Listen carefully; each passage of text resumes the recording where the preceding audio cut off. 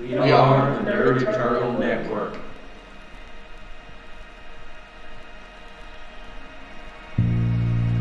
I know I'm not the one.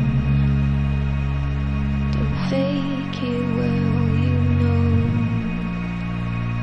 you don't belong to me. Hello, welcome to Dire Bear Adventuring Company.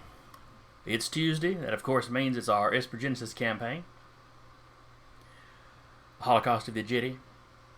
I'm your GM for the evening, Jason, from over at the Nerd Eternal Network. And playing with me tonight will be Sarah playing Cat. I'm afraid she's alone on cams with me tonight. Off cams, we've got Zach playing Francis, Anna playing Jade, Eric playing Adrian Steele, and Patrick playing Hull. Assuming that beeping I heard coming in was Patrick. That would be correct. Alright, Patrick's here. Excellent. I had no doubt you would be here. I just didn't know if you were here yet. Now, as we left off last week, I believe you were guests on someone else's ship. Guest is a loose term here. It's almost the exact term they would use, though. We were forcibly invited aboard. Aggressively invited. That doesn't sound good. No. I mean, he did say, please leave your weapons on the floor. Please come with us.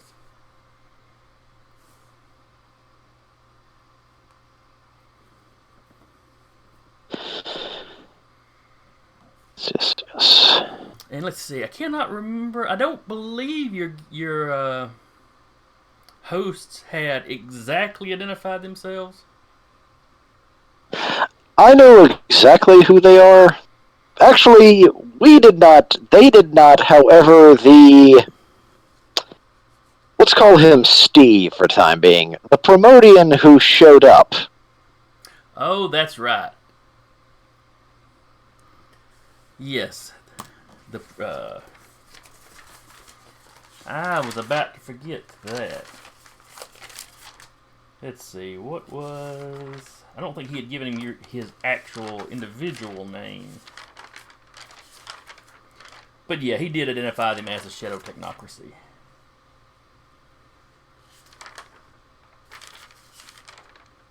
Ah, there's my notes.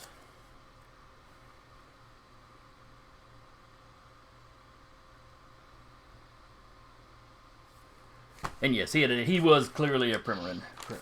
Primoran? How do I pronounce that? Morgan. P-R-I... Morin, that's correct. Primoran, yeah, Primoran. Right. It's your game, Jason. Yes, but I'm using an actual language for most of these names, so Ah, I get iffy on the pronunciation sometimes.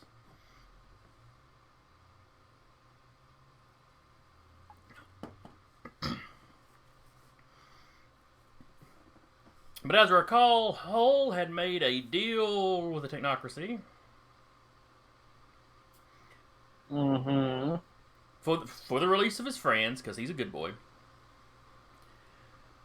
You know, basically half up front, and then half, I guess, after he started working with the Technocracy again. Or no, half after he started telling them what was going on. They know you've been investigating something strange. They have some footage from some stuff you've done, but they can't make heads or tails of it. They want to know what's going on. Their main goal, the reason they were looking at you guys at all, was they wanted Hull back, since apparently they have created him. Hull is an Ashen Forged. They're all artificially created beings. That's not a surprise to anybody. But and let's see, you had sent... Had you sent a bunch of the fighters back? Who was it exactly that you had sent back to the ship? it was Cat. Cat, Jade, and Adrian. Yeah, that sounds about right. So it was you, or Hull, Francis, and Jim that were still imprisoned. Correct.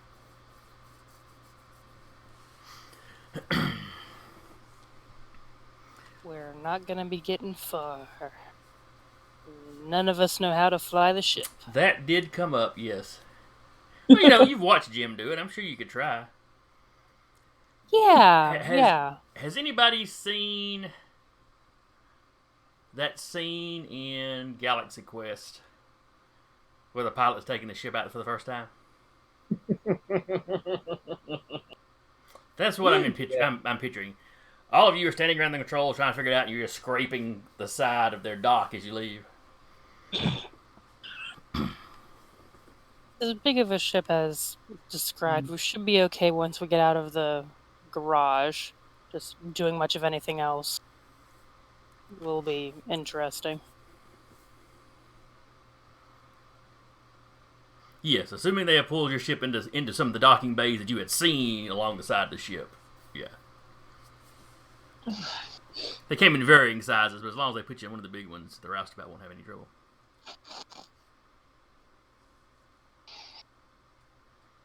Alright.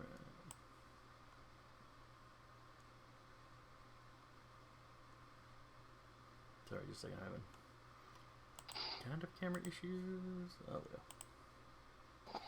Let that program go. Alright.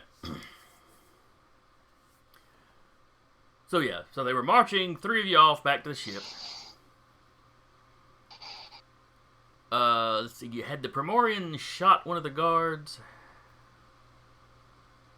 I believe that was it. I believe you heard blaster fire from outside. The door opens. There was a gun in your face. So when you find out this guy's a Primorian. And was actually trying to cut a deal with you, if I recall. Yes.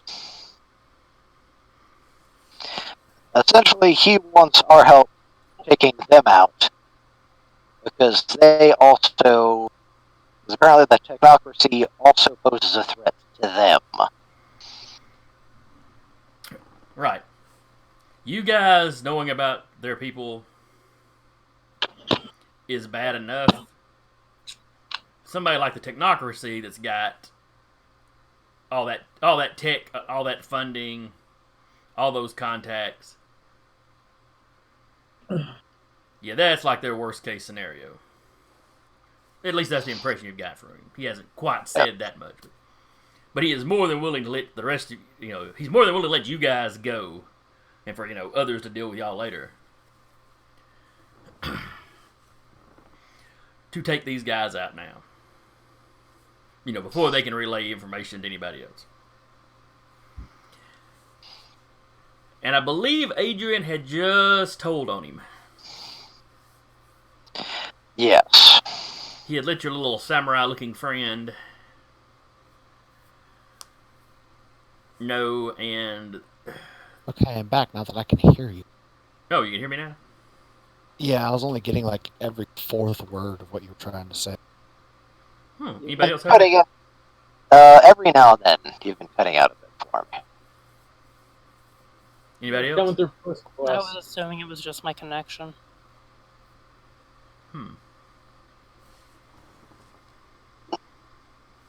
Well. Oh, well, nothing to do with carry on. So, anyway, I was saying, Adrian, I believe you had just as the session was ending, I believe Adrian was telling on Hull's new Primorian friend. Not as such. What he said is, I would get down there if you want Hull to still be. Right, because at that point, the guy just still had the gun out. Mm-hmm. So, yeah, they were allowing you to load up on your ship. Samurai guy and his boys turned around and headed off. He got on his comms. And I think the red alert lights may have just gone off. If I didn't say that last time, I'm saying it now. You actually have a little alert thing start sounding off. Okay. And so you on board the Roustabout. What are you planning to do?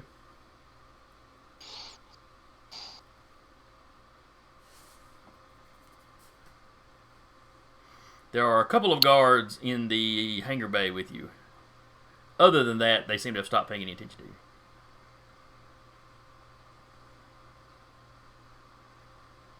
And like I said, you are on the ship. You know, you're up the gangplank of the ship now. Mm-hmm. Well, if it's at red alert or whatever, can we even get off if we move the ship? You're not really sure. You'd have to get on the radio probably and find out who the, I guess, flight control is. Mm.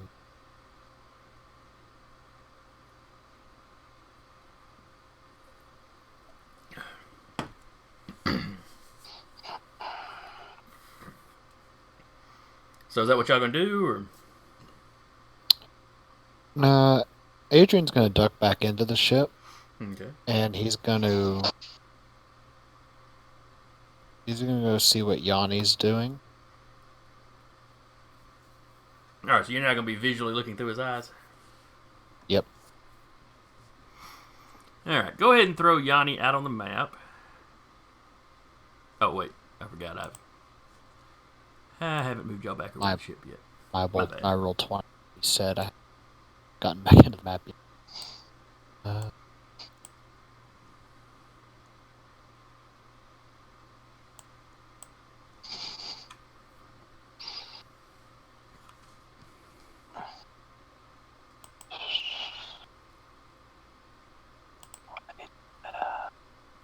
Cat's just gonna wait. All right.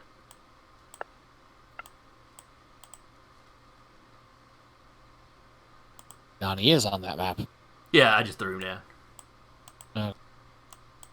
And then for some reason I can't interact with the flipping. Ah, there it is. You can set him wherever you want him. I just threw him down there on the map. Nah, he's chilling over there No. by holes.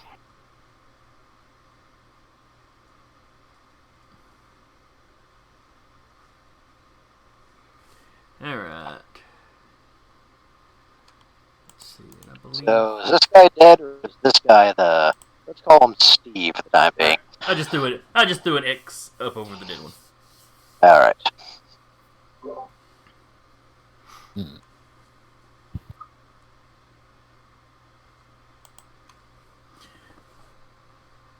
All right, so you're seeing the tail end of this conversation. Mm-hmm.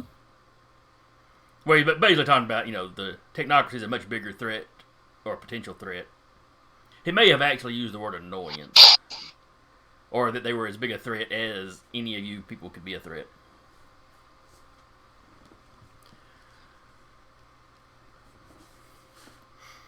Now, Patrick, had you agreed to anything by the end of the last session? That happened. They said we were setting the alarm, and then we sort of fade to black All right. there. So he's sitting there. So what do you say, fella? A chance for you and all your buddies to get out? You just have to help me disable this ship. First thing we'll need to do is to free my compatriots.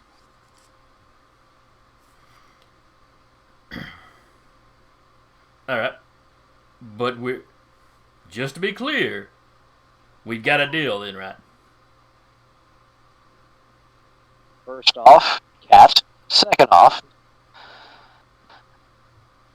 First off, what? I heard the cat in the background. So. Oh. Let's see. He pulls out like a little security card. I can let him out. I just got to make sure everybody's on the same page. Considering what these guys represent both to me and what they plan to do, truce and treaty for now. Fair enough. Say at which point Adrian's voice comes out of nowhere with Yanni said, "And I would hurry, you tripped the alarm." Yeah, he tripped the alarm. I was wondering what could have caused that. Francis, your door suddenly, you see him reach back. swap in front of Francis's door. Francis, your door opens. Oh, joy, more visitors. Wait, are you letting us out? You notice across the hallway, Hull's door is open, and this troop is holstering his pistol. We have an unsteady alliance with the Rainbow People, as it seems. He's like, Rainbow Oh, people? fun! Oh God! Great. Please tell me you're not calling us that. Only Premorans. when We're we called get annoyed Premorans. with you. If you don't know that, I'll give you that one for free. No, we know you're the Primoran. We just call you the Rainbow People when you particularly annoy us. Considering how many times your people have tried to kill us, All right. While this is going on, Kat's gathering up the weapons from where they were left, probably inside the ship, preparing to hand them Yeah, out. in the one of the lower side dock cargo holds, I think. Yeah, she's gathering them back up, getting ready to hand them back to their owners. She's already got hers. Yeah, like I mentioned last week, they were all still laying there. They hadn't bothered to clean your ship for you. Jerks. Your buddy. Let's see. I don't have any names written down on this page. So I'm assuming he never identified himself.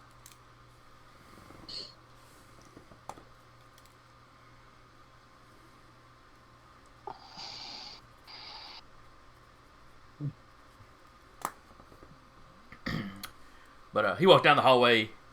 He swaps the thing. Lets Jim out. All right, come on, get out. You see Jim kind of stick his head out. I've actually come over to Tim. Jim, we're getting out of here. Oh, sweet. Who's this guy? Good news, bad news. He's here to help us escape. Bad news, he's a Primoran. Then why is he helping us escape? Because unfortunately the Shadow Technocracy also threatens them. Oh. So he's looking at us as the lesser of evils or something.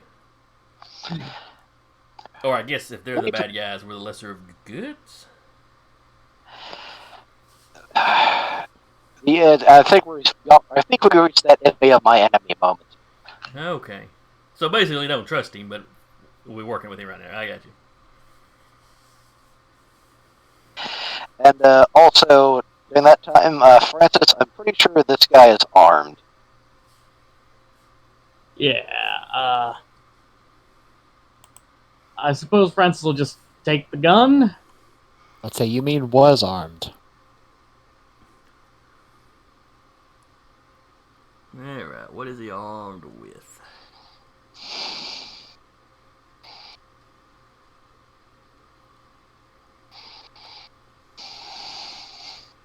He has a warblade.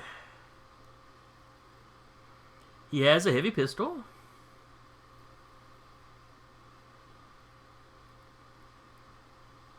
Okay, burst fire would be something he would do with the pistol.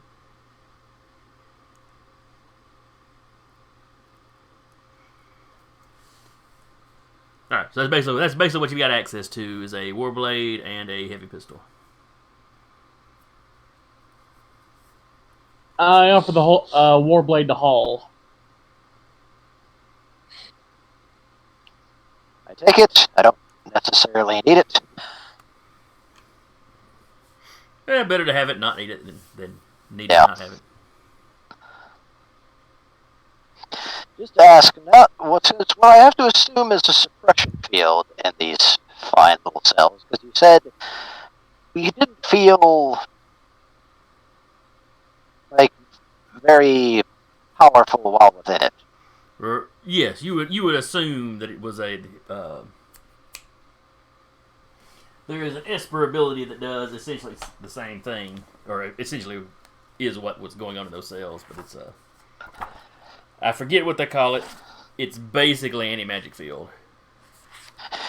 So I can feel my drones now? Yes, you can interact with your drones directly now. Now, are they something you carry around with you, or are they like part of your rig that kind of morph out of it? they actually are a part of my rig. Okay. So you would have access to them then. Alright, good.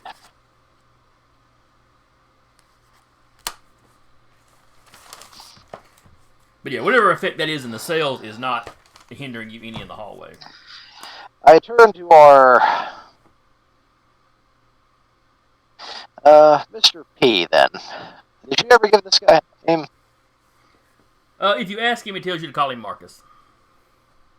Marcus, do you have an overall layout of the ship?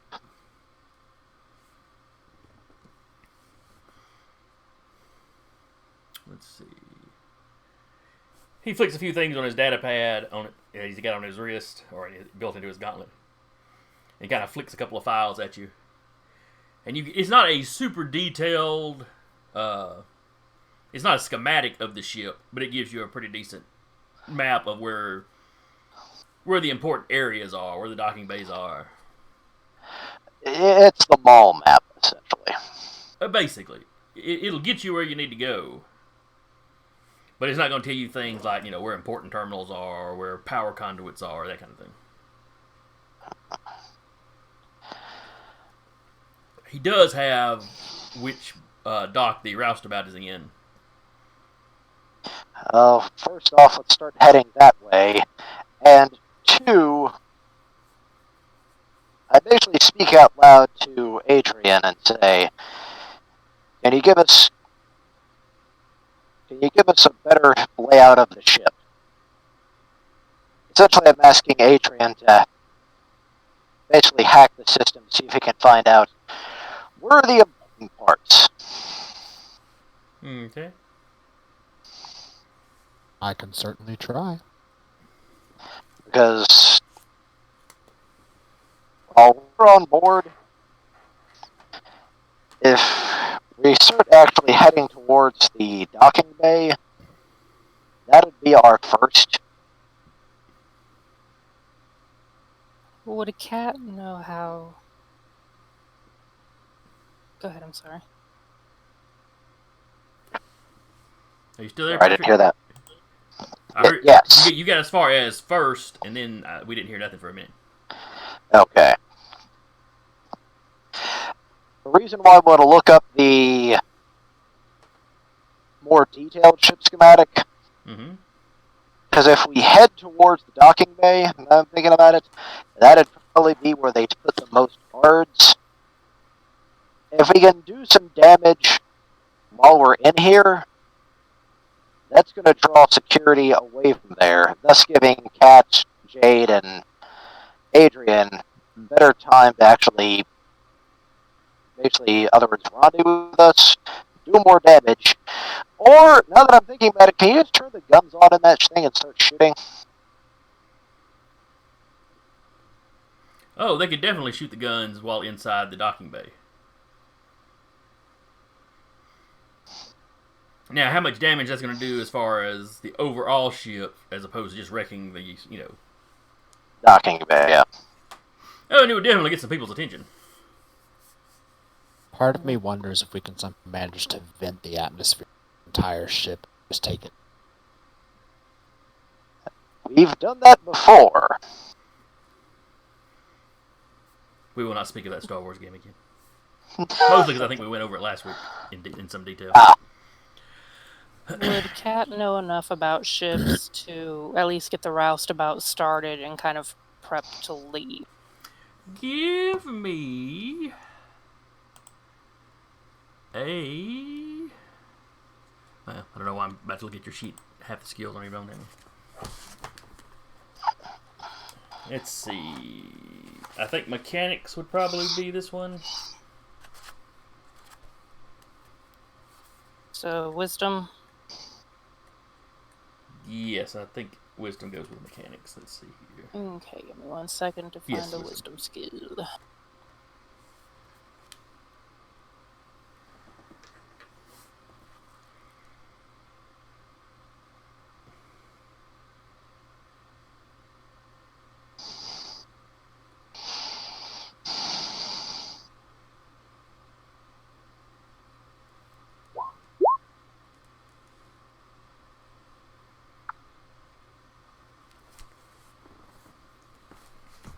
Okay.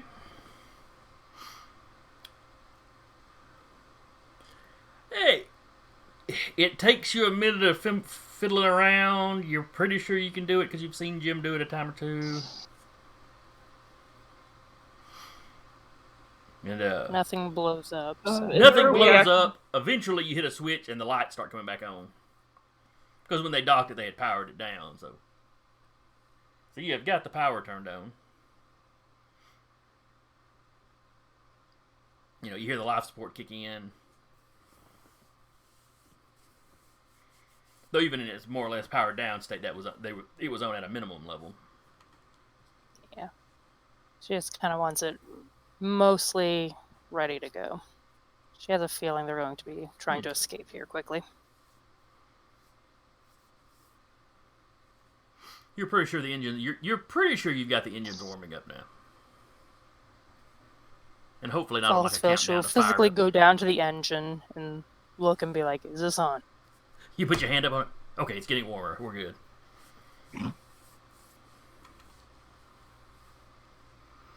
Is there any way I could have assisted her with that?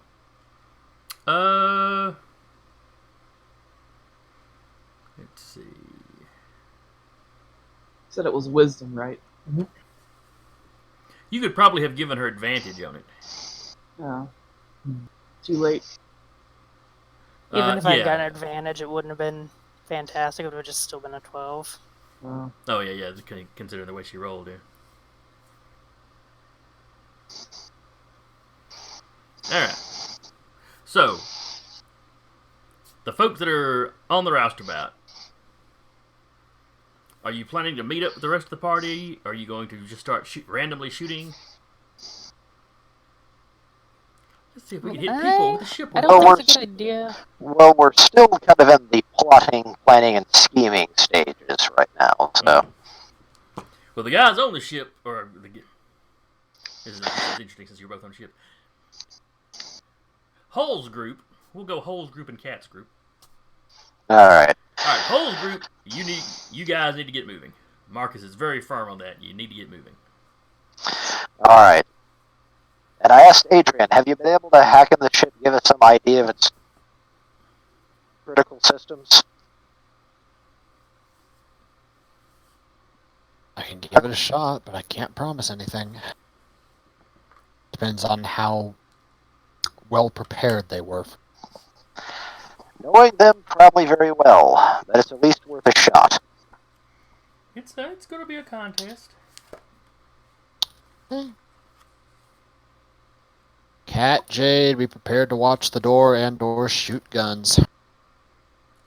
Cat goes back down to the kind of the gangway that they came back in and is just kind of around the corner with a gun, ready to shoot anything that's not their crew. He'll activate his black hat protocols. Okay. He's going to try to the system.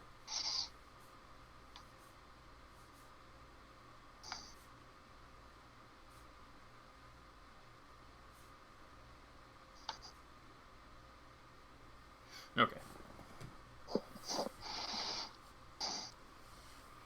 Give me a roll then.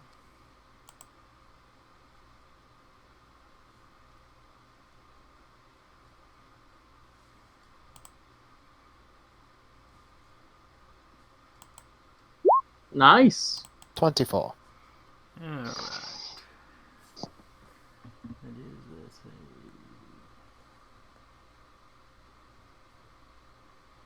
Intelligence check using the hacker's kit versus the owner's channeling or forging DC.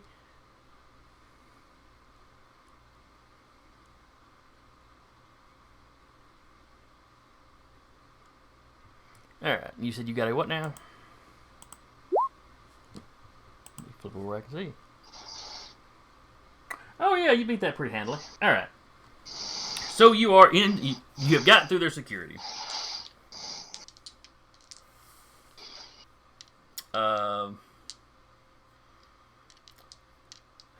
Give me another computer use.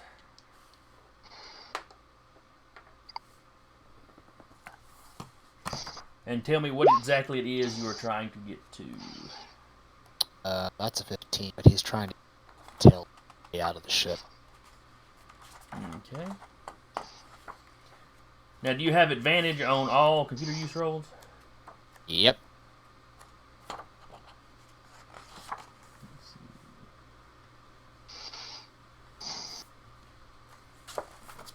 Alright. Is that because of your hacker's kit, or was that something Black Hat gave you? Black Hat. Let's see.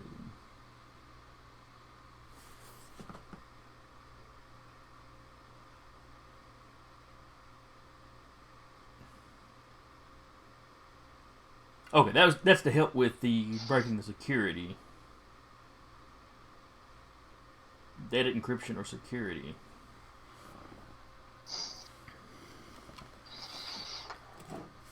This is just you're going through the files to see what you need. Oh. Alright. You pull up a schematic of the ship without too much trouble.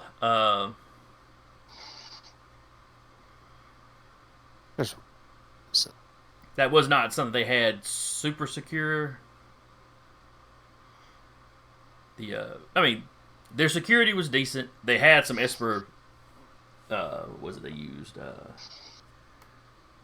Program trigger, magnetic seal. I forget which one it was. Oh no, that's. They had one of the. They were using Esper abilities to secure it, but low level ones. Say, irregardless, Black Hat at my current level, I automatically go through. Yeah, as long as you use it at that higher rank, yeah.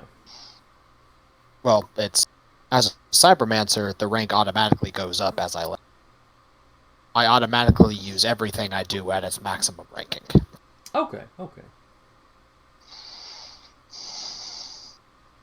So any power I use is ranked regardless of what it is. That's right, because you're more of a, to compare it to D&D classes, you are more of a warlock than a mage. Okay. Hmm?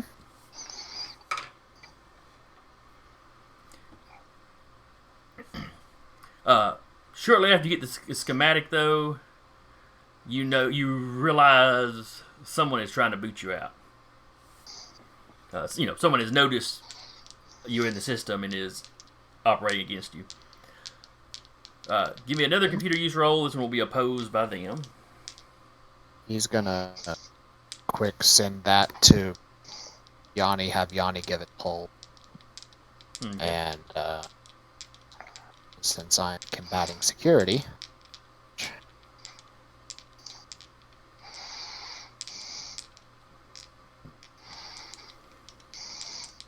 another 24.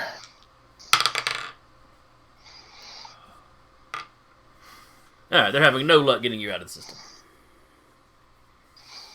Okay. You figure they had to be pretty good to notice you, but their attempts to boot you they were just kind of feeble. Now, using that map, since I have a copy of it myself, what would be the most vulnerable section of the ship that computer-wise could get destroyed?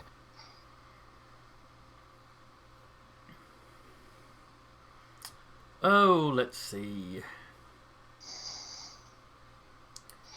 If you cause the ship-wide computer system itself to crash, that kind of nixes everything. That would wipe data. They wouldn't be able to go anywhere until they got it fixed. Would we be able to get out? The docking bay you are in has a force shield, basically. The door itself is open with a shield. Think Star Wars when you have the big... as opposed to a lot of the stations you've been in where they've got actual doors that open and shut. This is a little higher tech than some of the back, kind of backwater worlds y'all been to. The tech exists out there to the general public, but not your average station doesn't use it a whole lot. Now, you also know the computer system would probably be compartmentalized. There's going to be really good security on that. Other areas that could hinder somebody, just shutting down the internal security system might make it easier to run around. You could potentially do something with engineering to, screw around with the ship's power plant. Give me...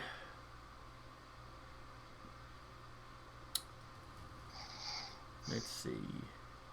You've got the schematic. Give me an intelligence roll looking at the schematic. To see if you can figure out anything else. 19.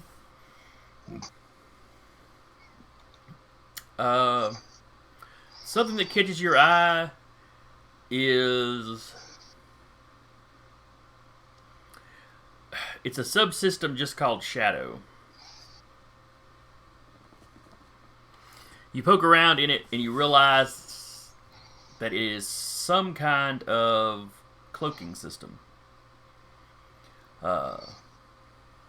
Cloaked ships aren't really a thing, generally speaking, though there have always been rumors that the Shadow Technocracy has a cloaked space station that they operate out of.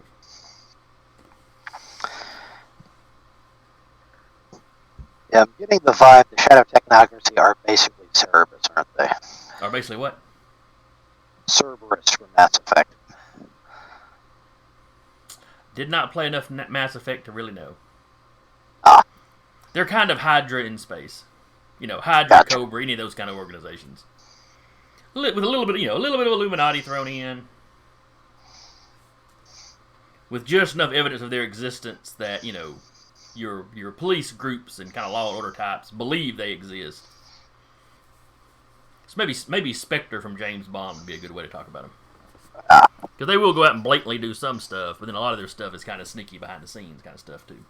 So with that, could I steal the schematics for that cloaking device and disable?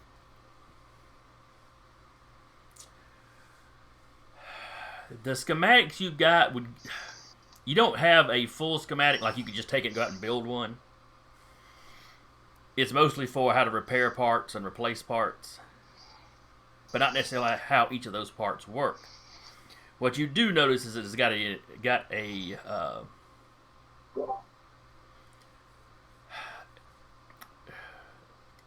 not an exotic power source exactly, but the power source has to take in... It's hooked up to the main power core of the ship, but they have to do a lot of hinky things with the power as far as like stepping it up and down. The cloaking device has an area almost the size of the ship's power plant that it takes up with all this equipment to regulate the power. Apparently, looking at the schematics, any fluctuation is apparently a problem. There's all sorts of redundancies to keep the power stable. Okay. Yanni is going to phase and start double timing it in that direction. Okay. Speaking of double timing it, what would be more of a backtrack way from our location back to the shuttle, or to a sensitive systems that we might be able to damage en route back to the Roustabout? Okay, Marcus tells you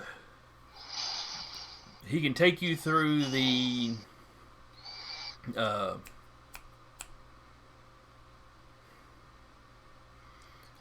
what did they call them? In Star Trek, you had the little tubes the engineers would run through to fix stuff. Oh, I am blanking on the term now.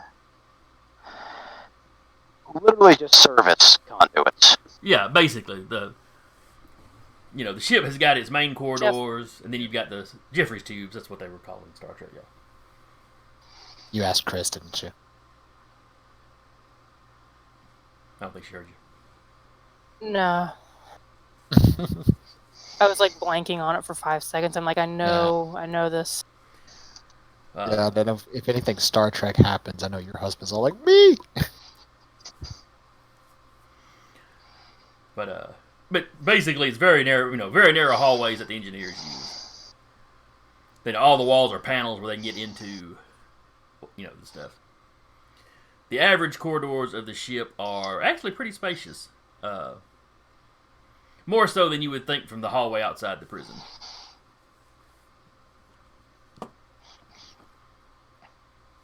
So Marcus takes you through there. And mechanics roll, seeing if I can essentially just trying to see, since we're going to the service conduit, try to see if anything looks familiar so I can get a layout. Like, what does this run to?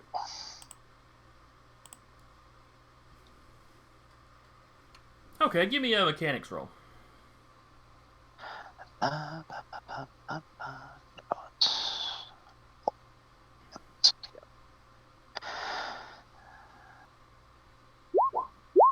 Hold on.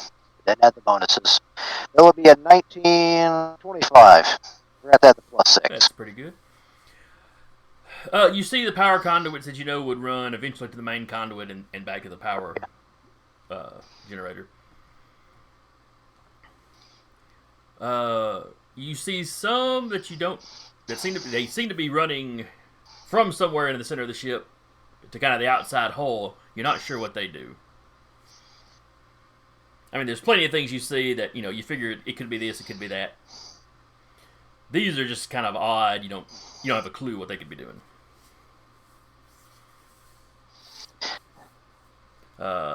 The style of the technology is familiar to you.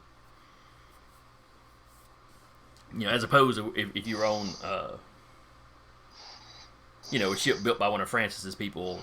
Different races have slightly different styles and how they do things. This is set up like what you're used to from working at the old station. Yeah, from when you worked at the station.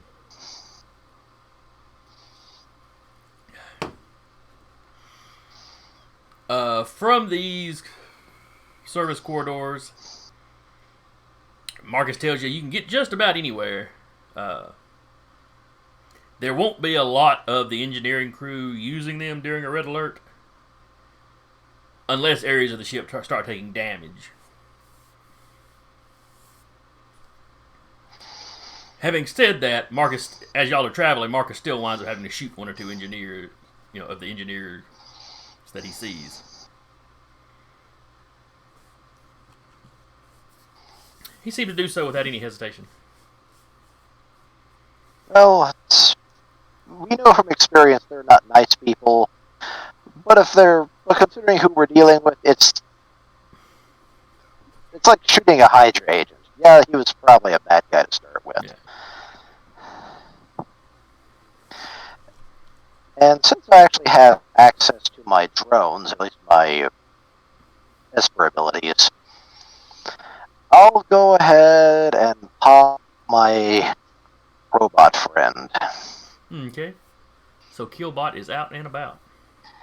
No, not Killbot, the new guy. Oh, what does the new one do?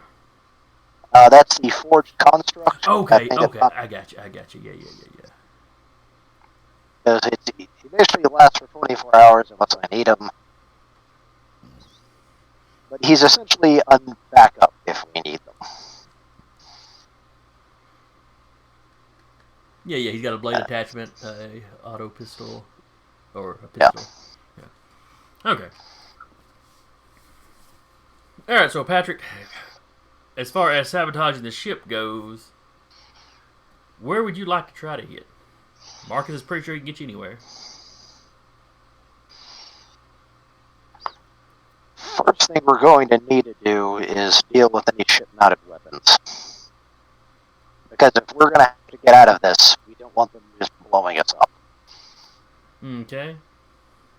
You know that would require some computer. That's really more of a hacking thing, because you could run for you, you'd probably need to run around to every gun and physically disable it, which on a ship this big is not, not something you could reasonably do in the time you're going to have. Yeah. Now, you've got some computer skill too. You could try to hack stuff. But I don't think you have the advantage of like Adrian's black hat and stuff like that. Yeah. As far as big things you could get to, Adrian, have you been able to share any of the information you've gotten with anybody else? Or are you disconnected from Yanni at the moment? Well, before he sent Yanni off, he sent the map data to Hull, but other than that, no. Okay.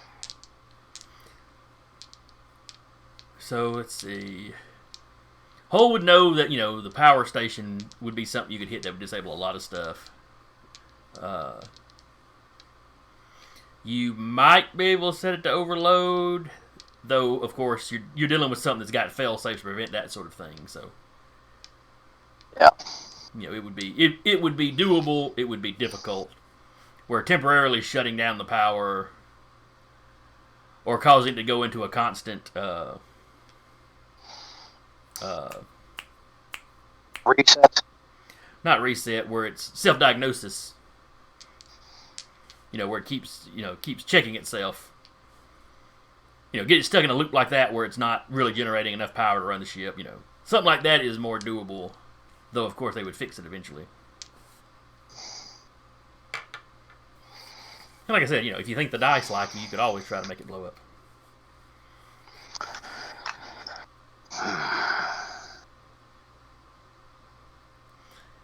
Yeah, you could also try to vent the atmosphere, but there's going to be backups for that. Sections of the ship that'll drop physical doors. You said we have access to the power conduits, correct? You had access to some of the mine. You haven't run across the main one yet. You've seen some of the ones that branch off to power different sections. Like if you tore into any wall of a building, you're going to have some of the power lines running through it. Yeah. Actually, now that I'm actually saying this, since we have access to the more detailed map, can we actually see the whole ship now? No. Okay. I do not have a ship map big enough to cover this one. Okay. I am literally using bits and pieces of other ship maps and whatnot, Gotcha. Because, my source for these maps, they all his designs have to fit on one or two sides of a poster. And thus we see Oz from behind the curtain. Anyway. Basically. Alright.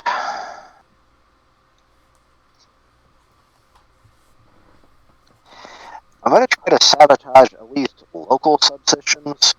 If I can find access to the weapons, or at least a way to... might not be able to activate individual systems, but could I at least disable the sensors and or targeting, which would basically, if they try to target us, they wouldn't be able to aim the guns. Okay.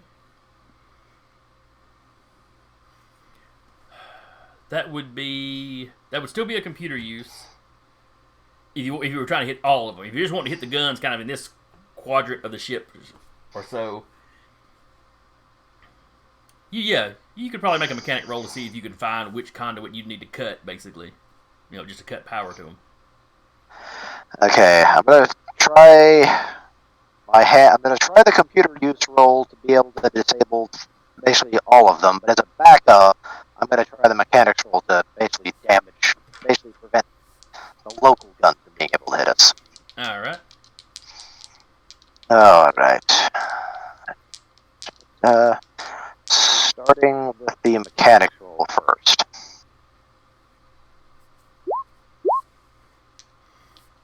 Okay, with a 22, you figure out, which power couplings you would need to disconnect to cover, kind of a wide section of the ship. Let's see. Those sections would have emergency backup as far as, keeping lights and gravity on. But yeah, you figure out where to cut to disable the computers running the guns. At least temporarily. It's not something that's going to take a real long time for them to fix once they figure out what has happened.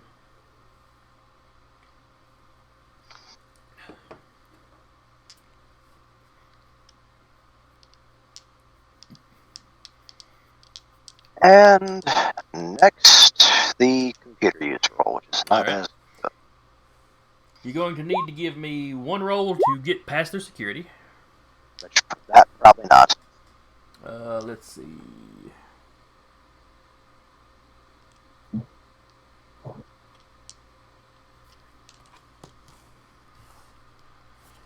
Oh.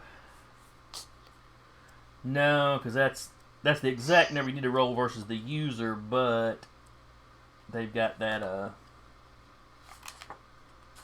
which Esper ability was it? Basically, where they win ties.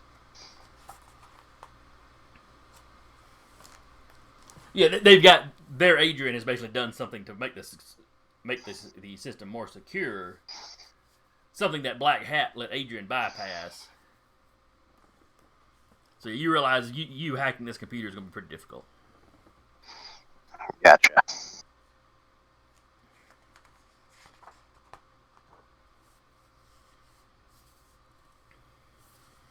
And Marcus is trying to hurry you along. All right. Well, I did what I could right this day. We keep moving. All right. And of course, Yanni flew away, so we don't really have a way of contacting Adrian now, do we? Eric, did Yanni fly away, or did you just kind of pull your mind out of him?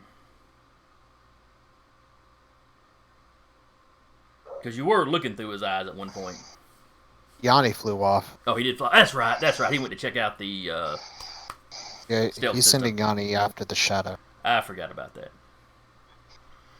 All right. Now back with Kat's group on the Roustabout. The brains are doing, or Adrian is doing his hacking. What do Kat and Jade want to do? Kat's still just, after she got the ship going, standing by the door, ready to shoot anything that's not their group. She's not keen on using the ship's gun inside of the ship to destroy anything, because people gotta still be able to get to the... Yeah, Jade's doing the same thing. I mean, I don't really know what else we could do. Okay. Well, I was really just asking if y'all were going to try to meet up with the rest of the party. I would assume keeping us stationary, they would be able to find us easier than us going after them, getting lost, them coming somewhere else. And I gotta duck out for a sec, Jason. Okay.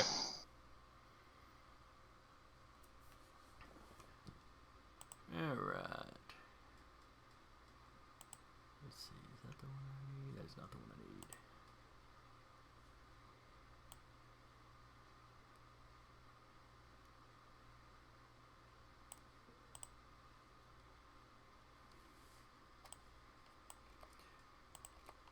Alright. Francis. Yes, sir. Alright. So, bubbly. Disgusting. I love you. Oh,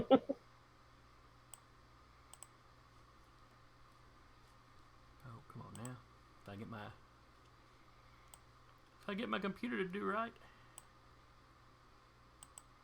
Well, you needed to do something, so it's not going to do it. Well, that's really just me blaming something. It was user error.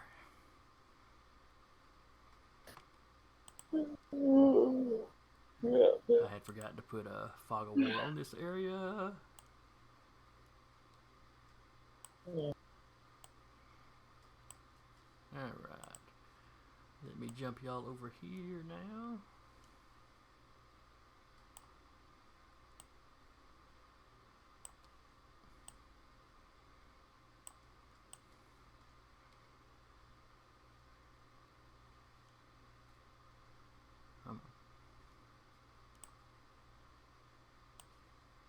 Alright, there we go. Yay, new map.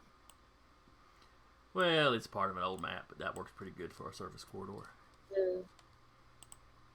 Alright, throw Francis down there if you would be so kind.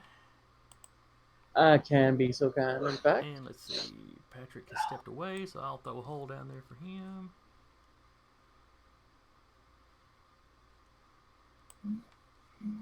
And we will need somebody from Marcus. There's Marcus. Oh, and Jim. I really gotta make Jim a custom pog at some point. The one I'm being using don't work with Rat at all.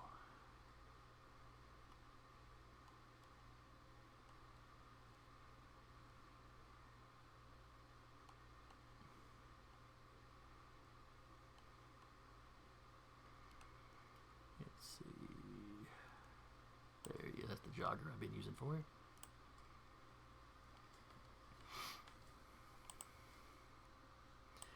Alright.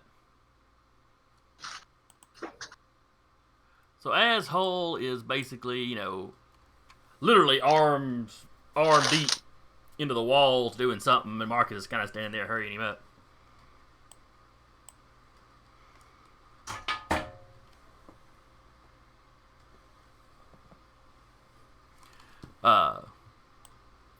Around one of the corridors here,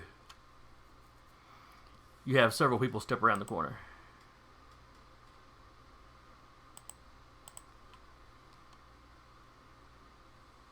That's not good. No, it's not good. Now we know why he wanted us to rejoin the party. One of them is one of the kind of guard troopers like you've seen before, while the other two appear to be part of the engineering corps.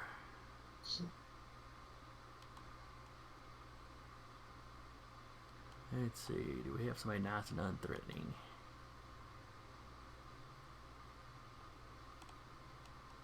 I will be right back. Alright.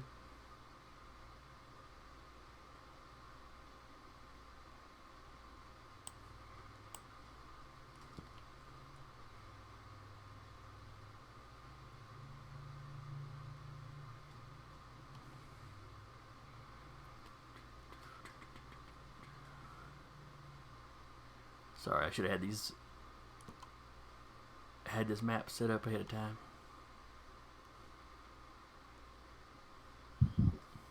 Nothing to apologize for. Nah, I'm poorly organized. Yeah, that doesn't work.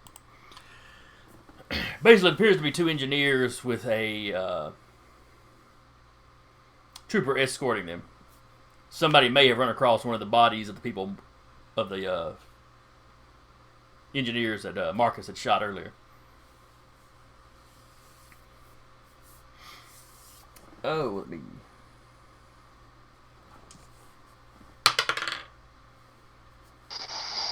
Alright. The trooper spots you as soon as he rounds the corner.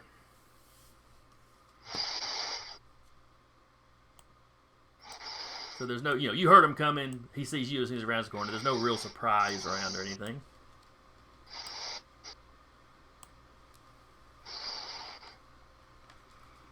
This is us in the... Yes.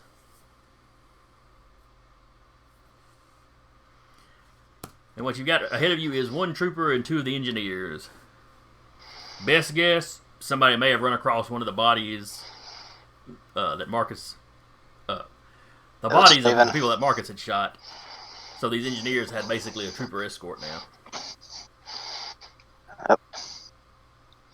Hey, friend. We already got this area covered. Roll me a deception.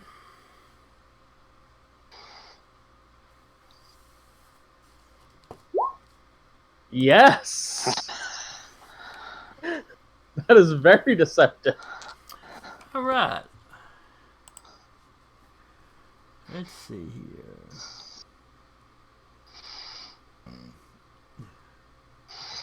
Let's see, they've got a good intimidation. They don't have a lot of insight, though. So for him, it's a straight wisdom roll. And he rolled single digits. Even with the wisdom modifier added, he rolled single digits. We are not the prisoners you're looking for. Pretty much. He looks for a second. You say that.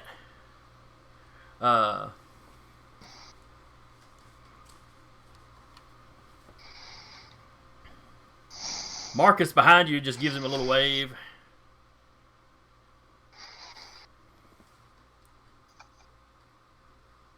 And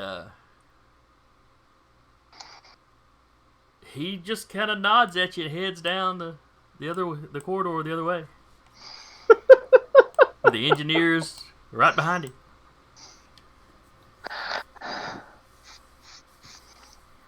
Hey, Hall. I don't mean this in a bad way, but I think the people who made you, don't employ the smartest people in the galaxy. Well, security personnel are required to be loyal and quiet. So, that I suspect they're not used to having to deal with infiltrators that often. Anywho, that's... I'll pretend I understood that. He said he didn't figure they'd have to deal with infiltrators very often, so. Gotcha. Broke up real bad. Oh, sorry. Testing. You're fine. Okay. Fine's a stretch. You're understandable, though. Alright, so that was a narrowly avoided combat.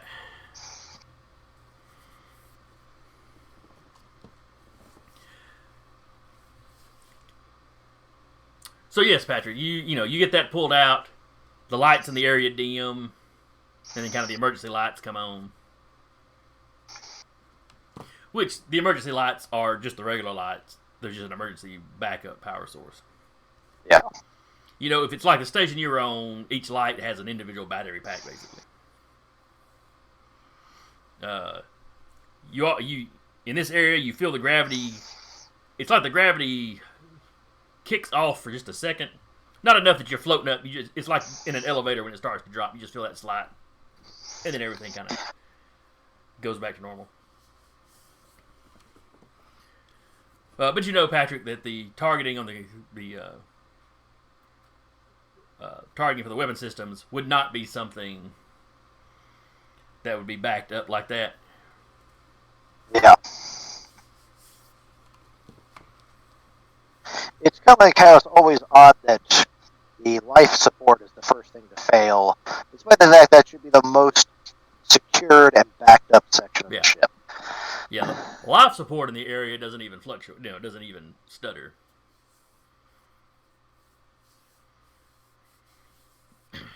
Though, through most of the ship, that's really just it pumping air through ducts or pulling it through ducts.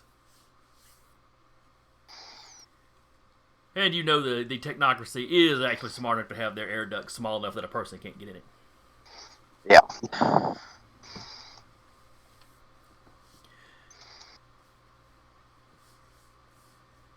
All right.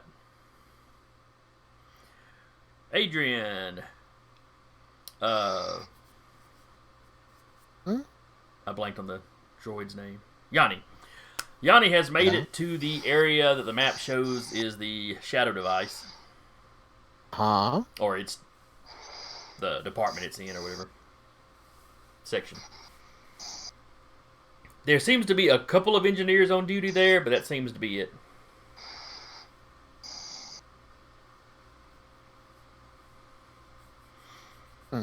You don't know if that's because they're locked down or because the ship's not currently traveling, or unless they have cloaked since they brought you on board, the ship wasn't cloaked when you arrived. And they seem to be doing just kind of regular maintenance.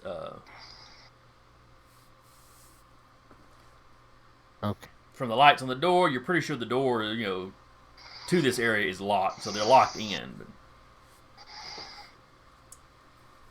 that doesn't matter. Yanni can phase drift. Which he does. Still invisible, I assume. Yes, very much so. Taking a look at it, would I be able to tell from Yanni if applying excessive amounts of energy directly to the shadow reactor cause it to overload and or potentially explode?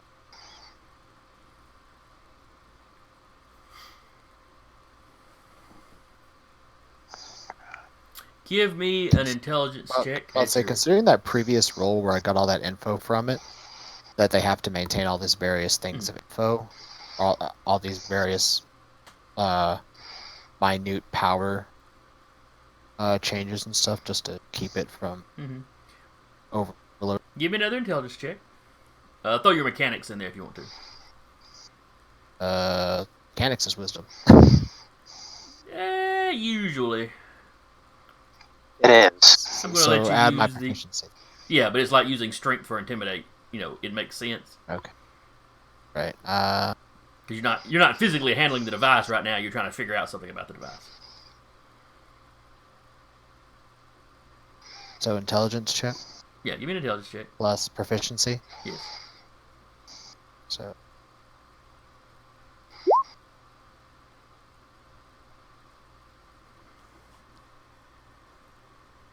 Alright. Is that plus the proficiency or without the proficiency? 12 plus proficiency, 10.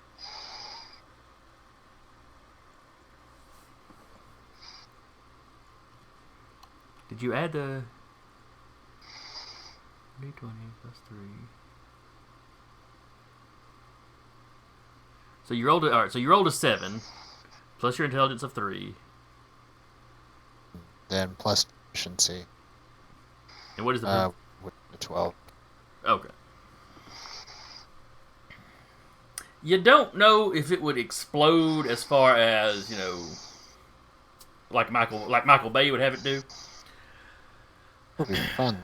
But you're quite certain it would burn out parts. Because a lot of this thing is delicate equipment. Is there enough space inside the casing for Yanni to get into?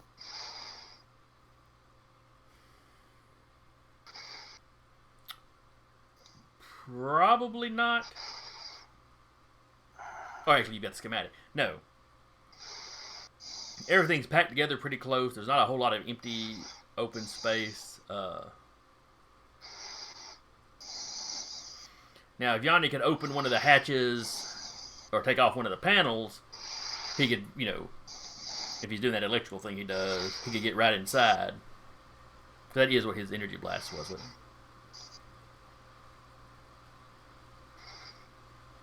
No, what I was going to do is have him see about getting inside, getting hold of the systems, and then just use his melee attack while holding on to it, basically, and just start electrocuting the system.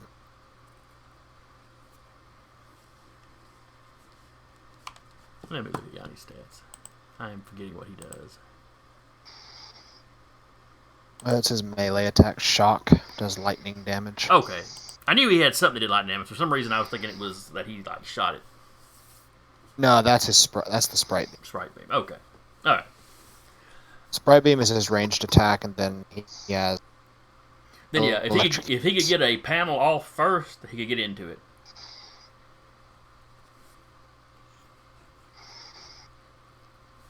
But he'd have to find some way to get in, to get access to the inside. Right. Is there an open, or is there a panel looks like you get into that aren't really watching? Give me a stealth roll for Yanni.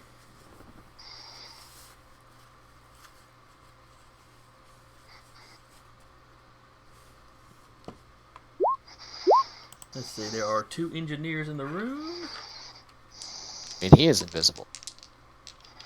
Yeah, but if he fades in to physically interact with stuff, he'll be visible.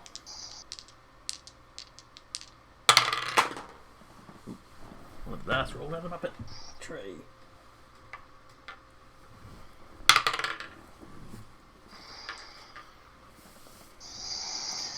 Alright.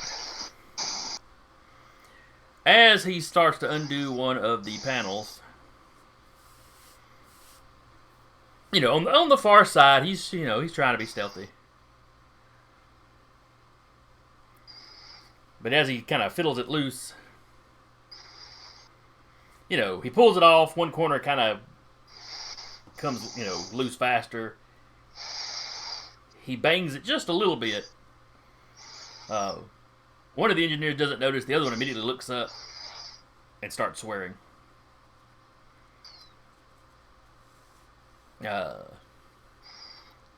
He jumps up, basically grabs his chair and starts running over towards Johnny.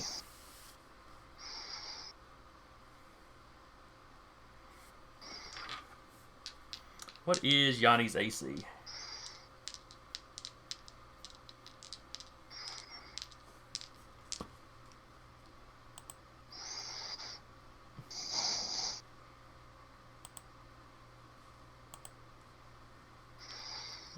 AC of 13. 6 on the dice. Guy only gets an 11.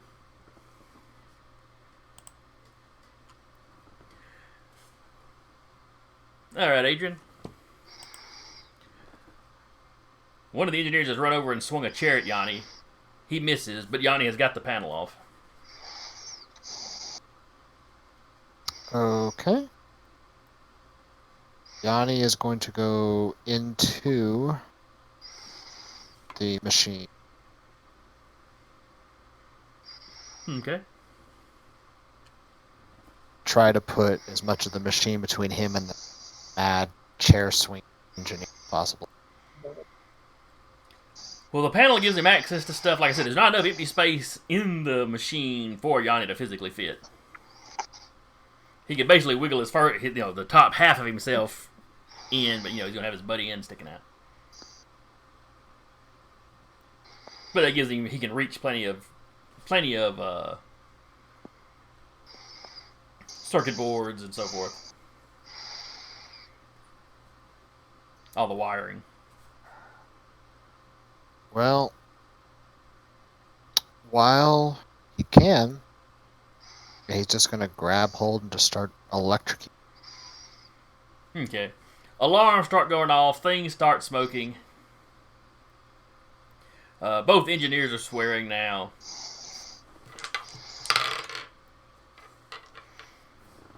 They are trying to get a grip on Yanni to pull him out of the machine. Though they rolled pretty feebly, so at least for this round. Yanni's just in there frying every little something he can get his hands on.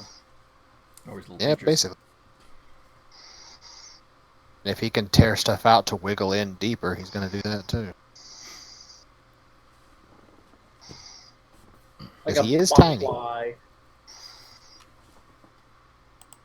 tiny. So. Little rock grub. Basically. Give him a turn, he'll burrow in. Can't get him out.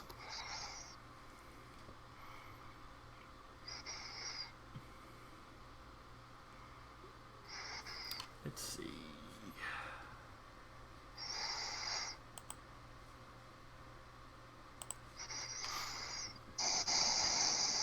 Alright, so that's what Yanni is doing. Let's see, where would the samurai guy be going? Well, he told the samurai guy that there's stuff happening at the cells. Yeah, but the team has been running around a decent bit of, has been able to run around different parts of the ship now, so samurai guy would have likely gotten there, discovered the prisoners gone, one of his troopers dead, another trooper missing.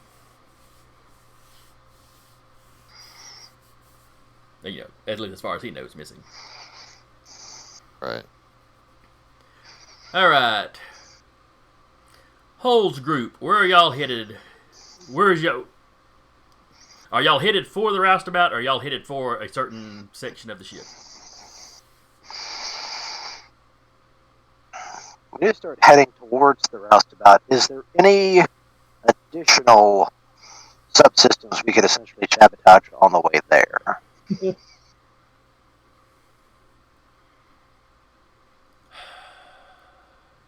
Let's see.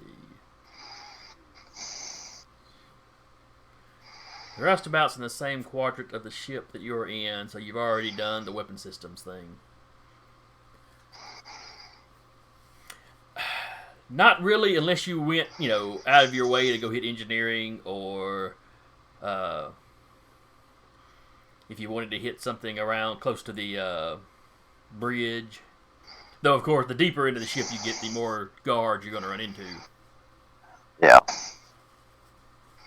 And a lot of these service passages kind of run the outside perimeter of the ship. As you get more inside, you'll be crossing the main corridors more.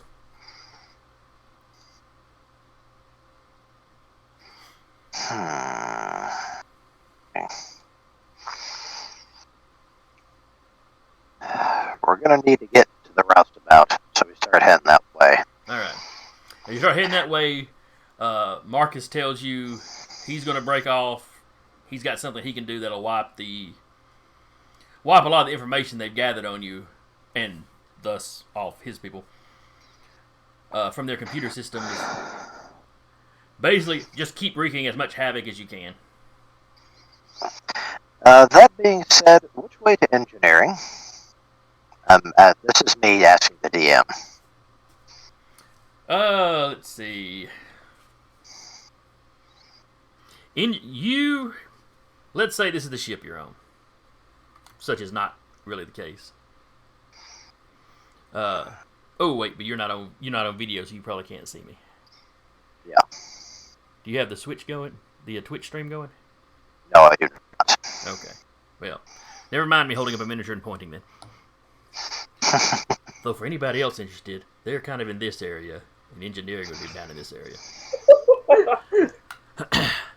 Basically, y'all are towards the front of the ship, of a relatively long ship. Engineering would be kind of in the ass end. Which is where the engines would be, yeah.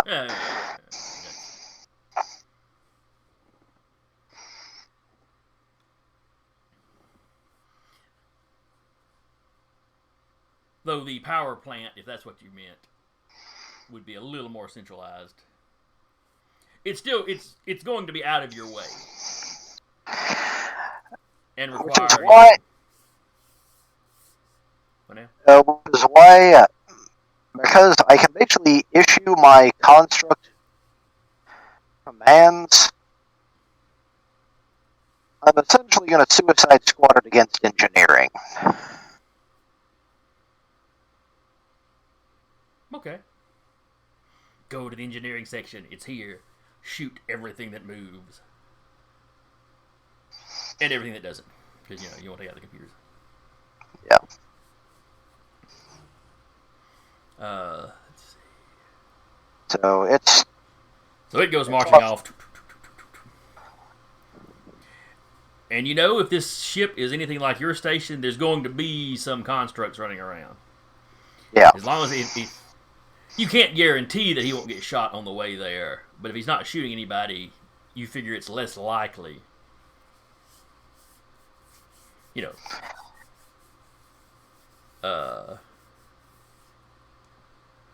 Before the construct takes off, Marcus gives it a code. Basically, if it's stopped, well, it's not a code a person would ask it. It's if a computer inquires or somebody holds up a comm code. Yeah, it's basically an identifier saying I should be on this ship. Now, once it starts shooting, yeah, nobody's going to fall for that. But with everything that's going on, everybody he's going to come up as a green dot on everybody's map. So. Yep. Alright, so he heads off for engineering. Marcus heads off to do whatever he's going to do.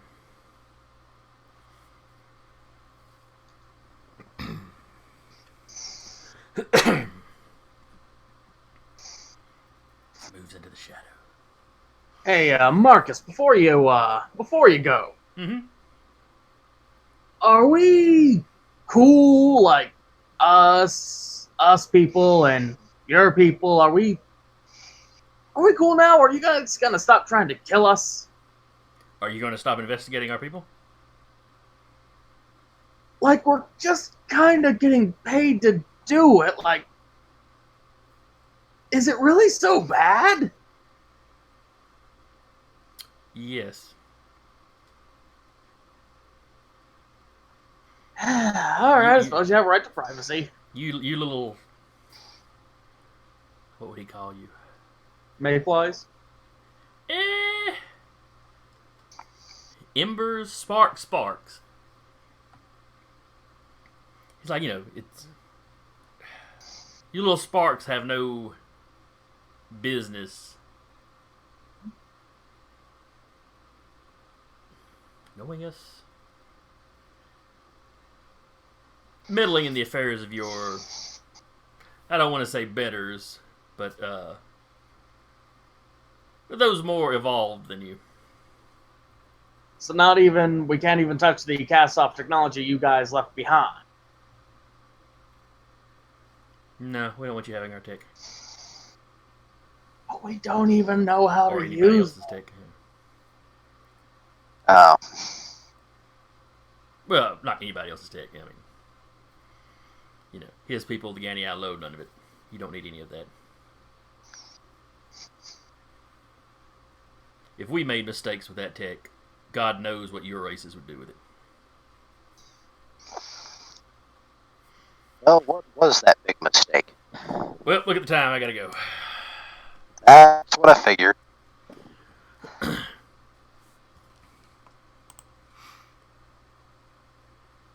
We kind of are in the middle of an escape plan. Yeah. So.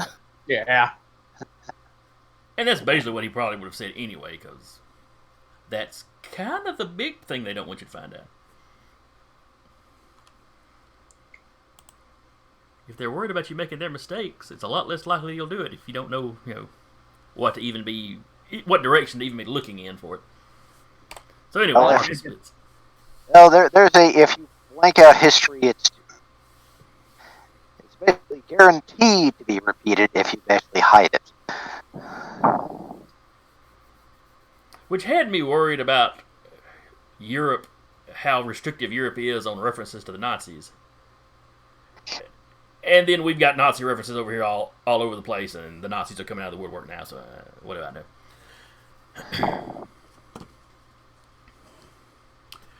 Anyway. So, I want Hull's group as you, let's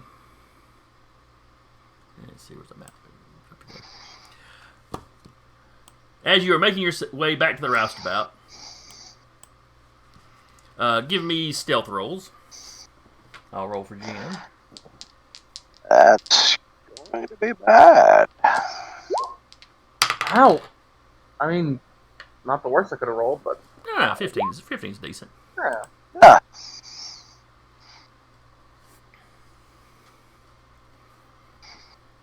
And Jesse being spotted. Let's see.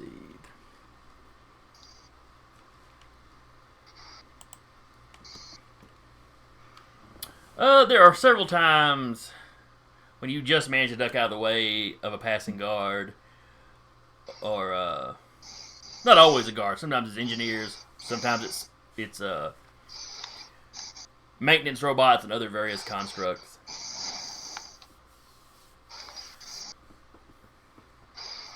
There's several times when you basically grab Jim right before he steps out. I wouldn't say Jim's less observant than any of the rest of you, or really even less stealthy. He is not quite as used to this sort of situation. Maybe in his younger days before he retired, when he was running around in the wild more.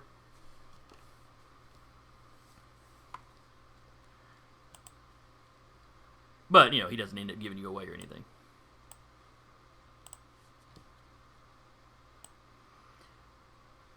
Alright.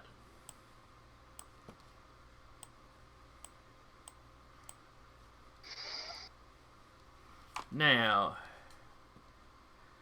Yanni has managed to break some of the circuit boards. He's wiggled fairly well into the machine at this point. They get one last try to get a good hand on him. And they roll single digits every time they've rolled something. Wahaha. Look, they're engineers. They're not fighters. They're not, Yeah. One of them is yelling at the other one to go get, some of the tools. You get the impression that they're going to start taking apart more of the machine to really dig in and after him.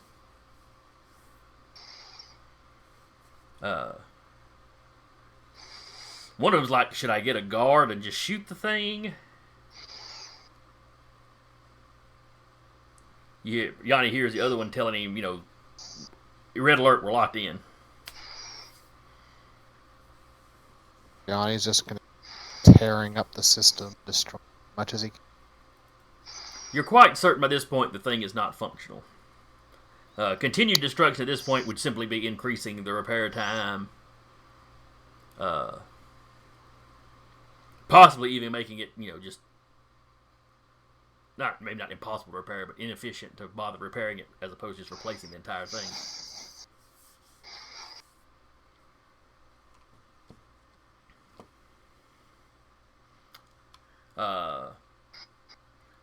There's still some smoke. Yanni can tell that the power to the thing, period, has been cut at this point. But that doesn't stop Yanni's, applying his own electricity to burning things out. He's hoping that connection that it has to the actual reactor itself cause some sort of back to the reactor. That is unlikely, as each of those systems would have its own, cutoffs, breaker sort of setup.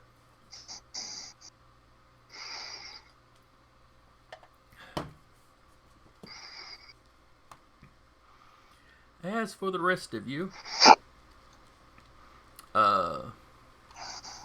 Jade and Kat, you see Samurai Boy come running back into the hangar bay. They seem to ignore your ship and head off to a side corridor that you assume links to the next bay. Cat's gonna... We're all on comms again, or... Correct? I believe you had to leave your comms with your equipment. So... Okay. Everybody on the ship's got their comms. Basically, a ship group can talk to each other.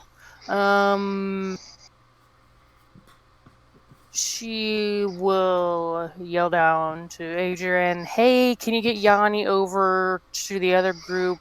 Fancy boys going into the next..." Okay.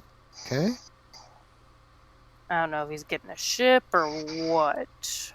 Yeah. I suppose I could follow him. I'm doing so much right.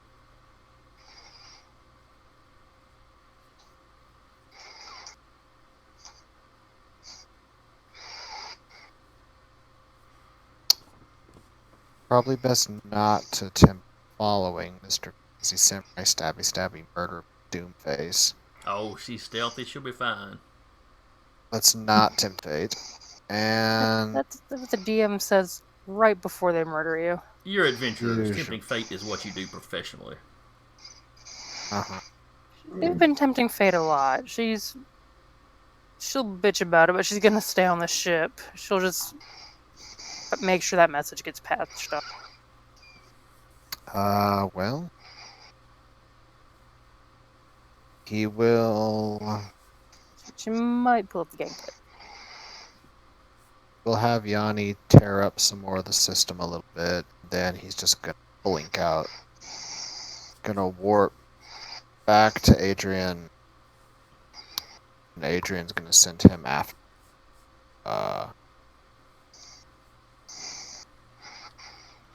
Alright, the map that should be showing on your screens.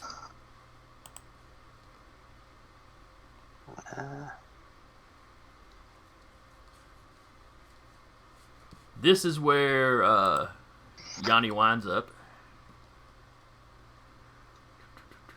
If you'll go ahead and throw Yanni on the map. Let me find Samurai Boy and his guys.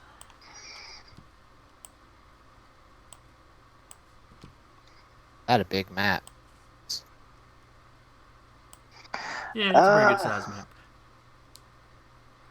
But, this is a hangar bay for a ship. I don't know that the Roustabout would fit on here. It's a bit of... It's for more of a shuttlecraft runabout kind of thing than the.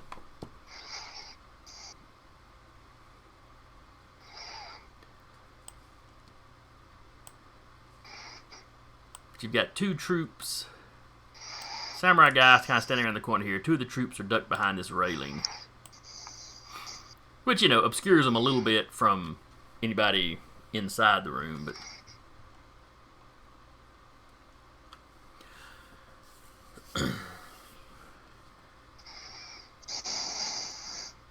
Let's see. So Yanni's this. Oh well, it was going to be a surprise, but Yanni would be able to see him.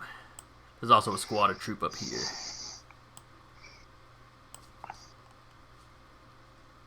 Towards the top of the map.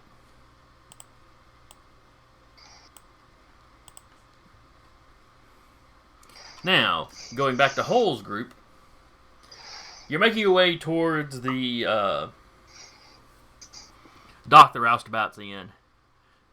You've been extremely lucky so far to have not run into anybody.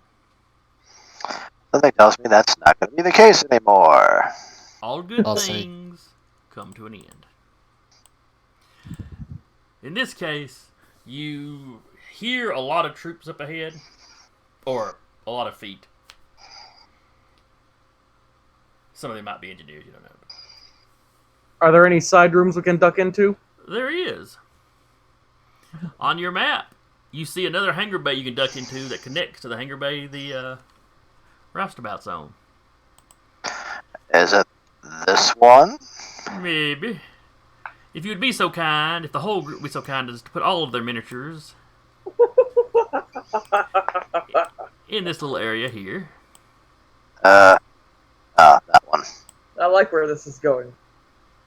Say, but what if they don't want to use that? They have a big fight in the hallway. It happens. Hey, all of us? I didn't think I was in that group. No, it's hanging with the Roustabout. Oh. No, just the whole group. Just the whole Yeah, group. Oh, the Not the cat whole group. group. Not the whole group, the whole group. In hindsight, I see where that was a bad naming choice. Particularly over Discord. Thank you for being thoughtful, though. And I'm sitting here going, there should be one more pog down there. But then I realized, oh yes, that's Jim. I have to put him down. And question. Mm-hmm. How goes my murder bot? How can are you? Is it like a familiar where you can see through it, or do you just give it its orders and it runs off like its own NPC? Let me double check that. This construct, forge construct.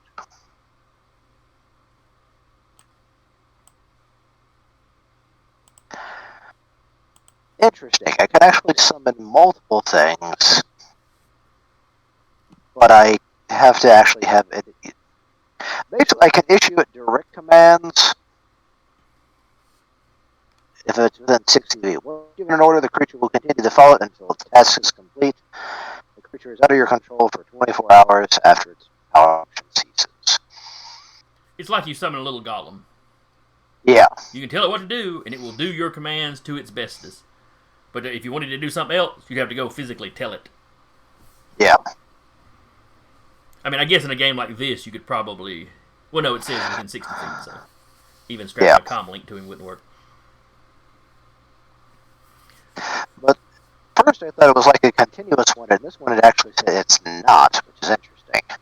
Because you can summon multiple creatures beyond control. This opens options.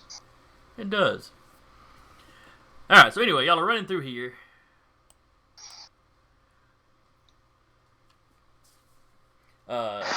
Yanni sees the party start to step into this room.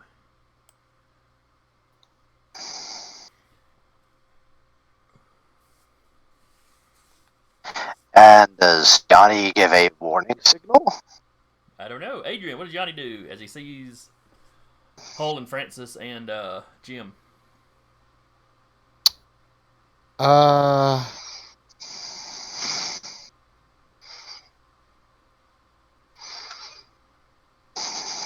I will say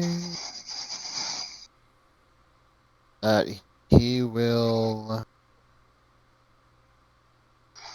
Let's see. 40, So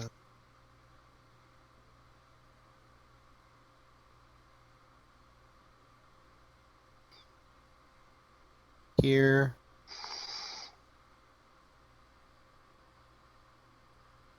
I had him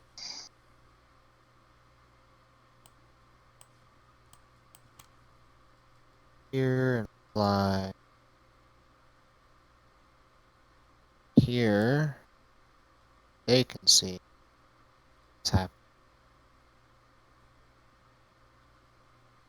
And he is going to shoot a sprite beam. That guy. Okay.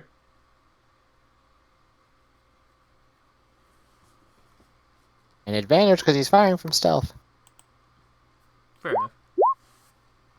Also, there's his initiative buttons. Ah. 22. Alright. A22 hits him. 5 force damage. Let's see, where's his hit points? Alright.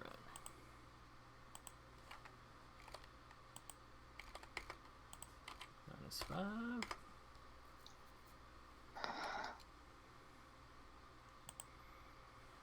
Alright, he cries out. Everybody hears that. The whole group, you see Yanni appear, you see Yanni fire in that direction, you hear a guy scream as he gets shot, or grunt as he gets shot. So you know there are obviously some people over there. Everybody go ahead and give me initiative. Let me pull up before y'all start rolling, let me pull up the... I got a hog, don't I? Let's see. Hog. Here. Yeah, right. While this is happening, Adrian's gonna get up and go, alright, they're getting ambushed in the next dock over.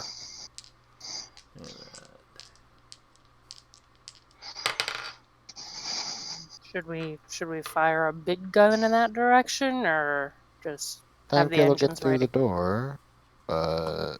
Might blow through the wall. You never know. Sure.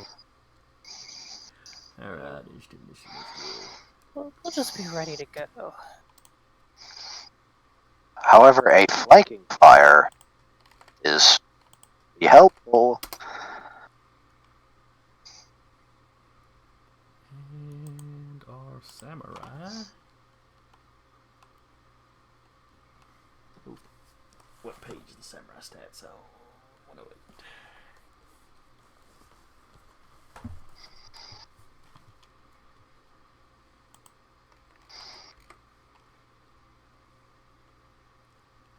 Shadow Tech Samurai.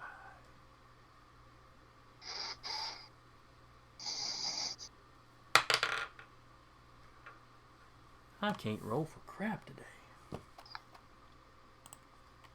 Continue. Alright.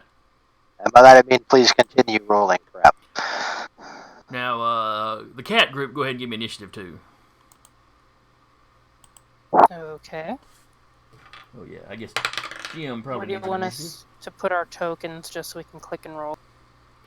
Yeah, go ahead and just drop them in a corner somewhere. Alright. Just sit on the wall over. Yeah, on one of the walls, this will be fine.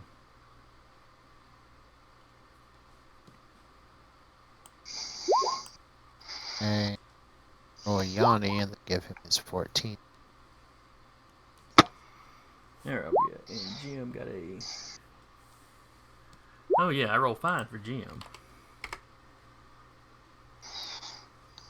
Alright, has everybody... That looks like everybody on there. Descending order. 14. There we go. He's- Alright. Francis, you are the top of the order. Are you unused to this experience? A little bit, yeah. Alright, I suppose Francis is gonna run over here and hold his, and, wait for someone to pop around the corner. And just to ask, is this a raid section or is it just oddly drawn? It is raised because if you look down at this bottom section here, at the bottom of the map, you can see the stairs leading up to it. This is more or less a catwalk, essentially. Yeah, it's like 4 or 5 feet up, and and then you've got some railing.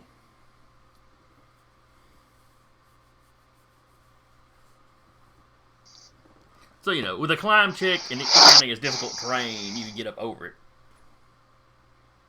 Or standing there like Francis is, he's got partial cover.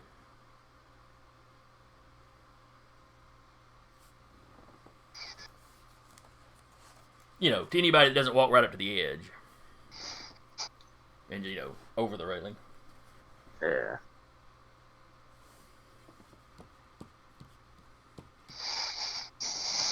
Alright, you doing anything else, Francis, or is that movement it?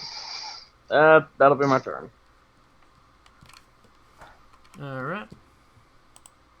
Next is Jade. You're, of course, on the Roustabout, the next chamber over. Uh-huh. So what are you going to do?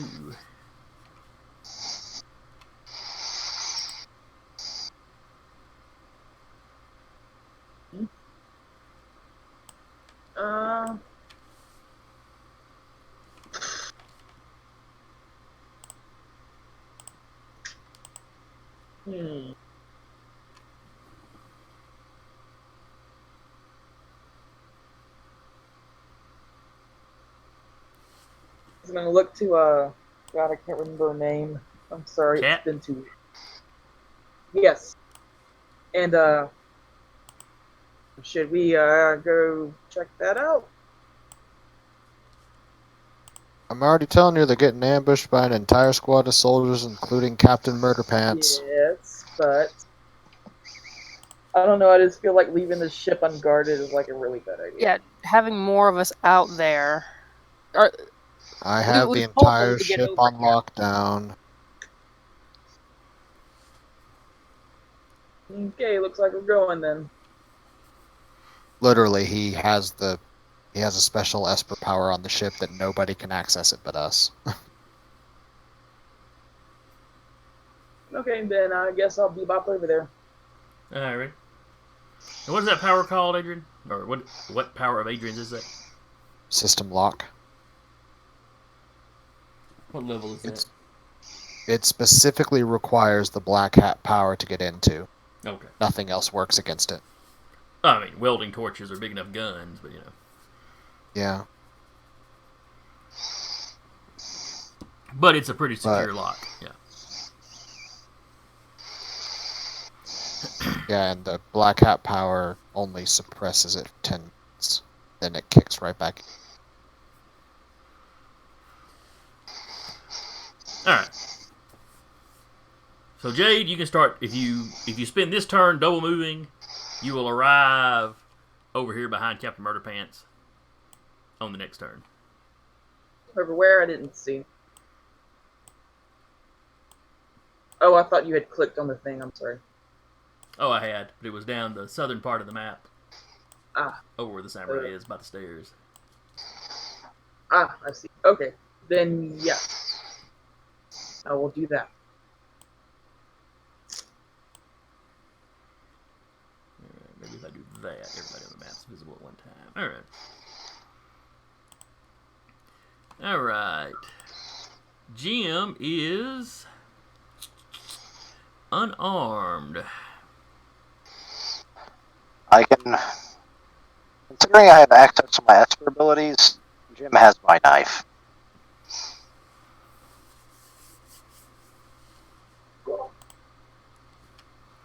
Alright, so you give him the, what was it, a war blade or something? Yeah. I'm not sure if it was a knife or if it was more of a short sword. But at least it's something that But it's eventually, something. Yeah. Which is better than what he's got now. Oh, Warblade does a D8. It may be more like a long sword. Alright, he'll grab that from you.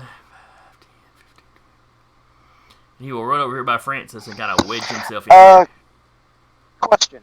Mhm. Any of the dead engineers, were they armed? They were not. Okay. Much like the engineers working on the Shadow device weren't armed.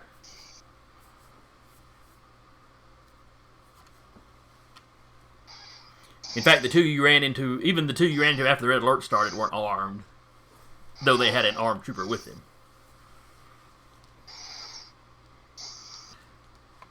Alright, so that's going to be Jim. And then it's the troopers go. This one steps out and takes a shot at Francis. But I'm such a handsome boy. Why is he shooting at me? He has disadvantage because you have basically partial cover.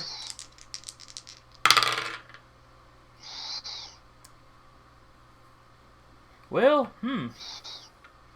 So he rolled 7 on both dice. So we're just going to move Those are on. great rolls. I love those rolls. Perfect rolls. What is his attack bonus?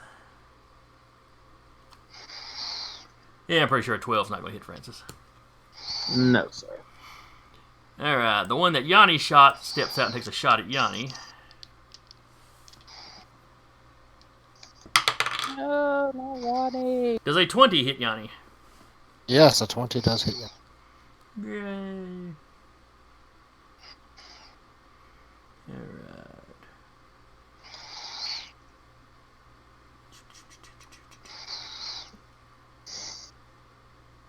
Heavy beam.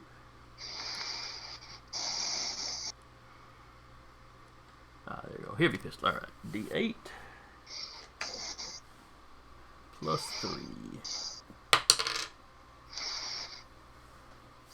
Yanni takes 11 points of damage. Yanni dead. No! He is not a sturdy boy. No, that's... yeah. It required you doing max damage not to kill him. Rolled an 8 on the dice.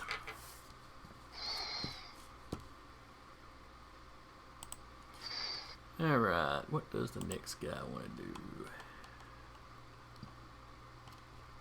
Yanni 5 alive.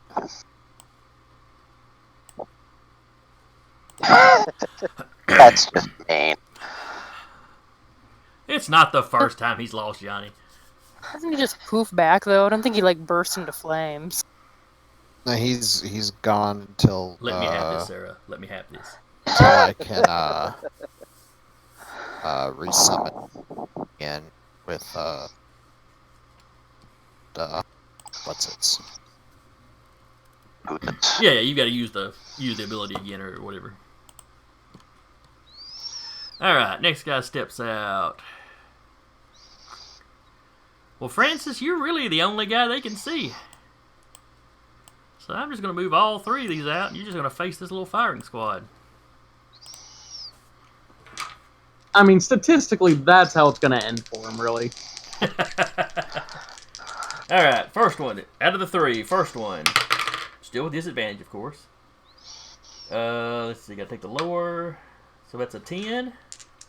That's a miss. Second one. He only rolled decent on one of the dice.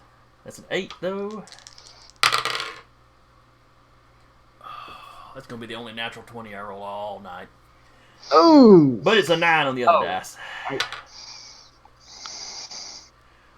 So that is a 14. Does a 14 hit you? No, sir. Just a little shy, though. AC is 16. Alright. Oops, I did not mean to click that quite yet. Give me...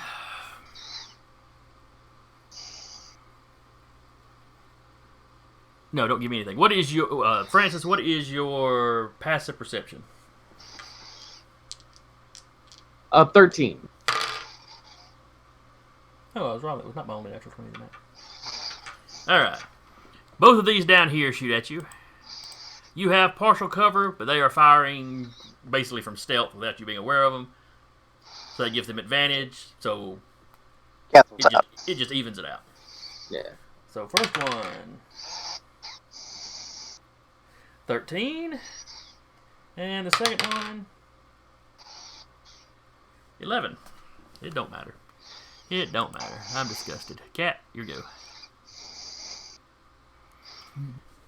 You're in the roustabout, so you can follow Jay and do the double move and arrive in the next turn. Yeah, she's gonna follow, but trying to be a little bit stealth. So she's stealthing across?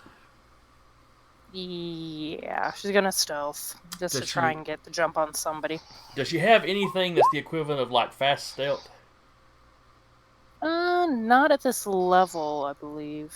Okay, so it will take you more time to get there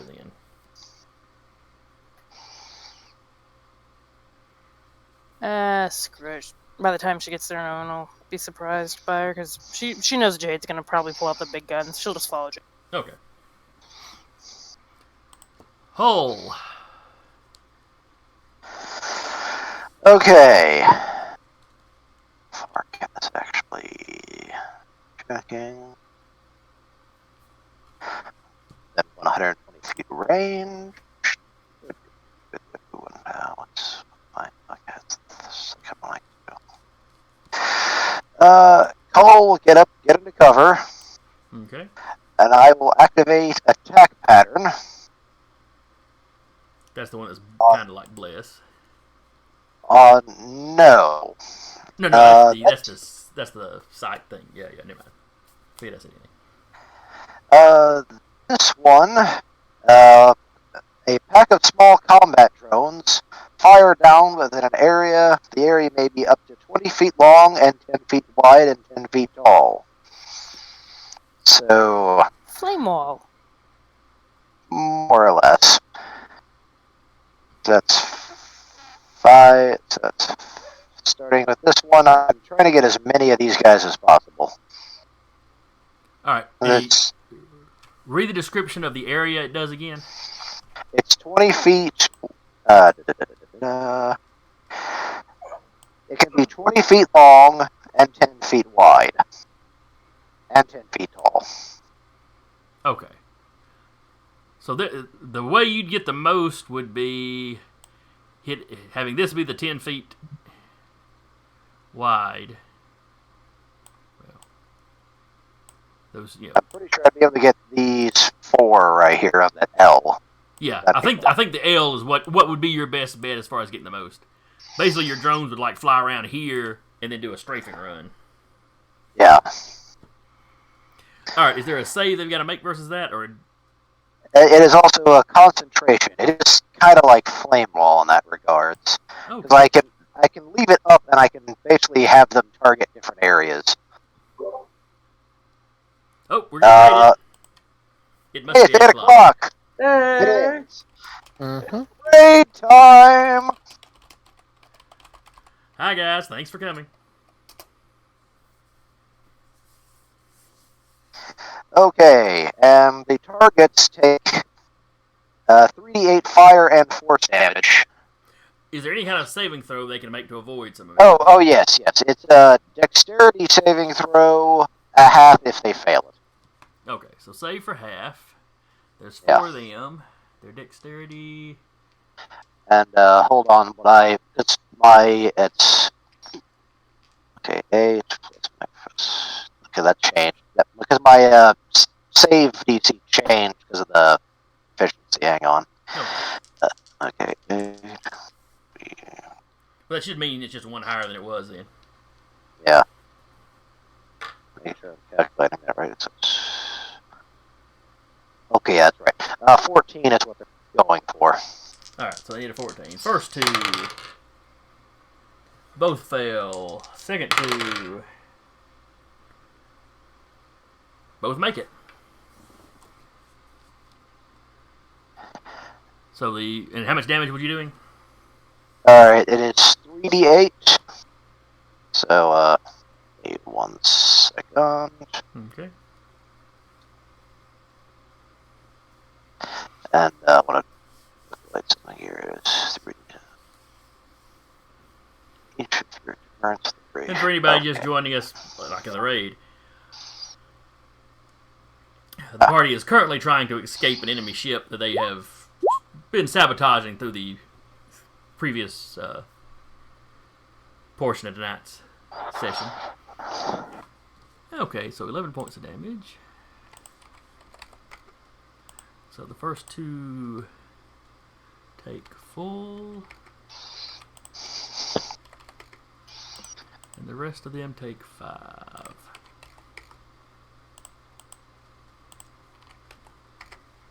Okay, and I can target the same area or a different one.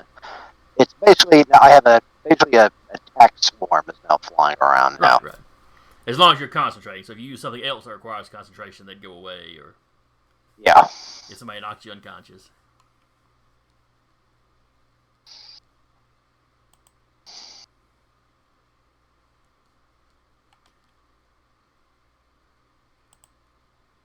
Should I be disturbed by the number of tentacles popping up in our chat? Yes. Okay, just wondering. They're completely platonic tentacles. Oh yes, I'm sure of that. All right, Adrian, what are you doing?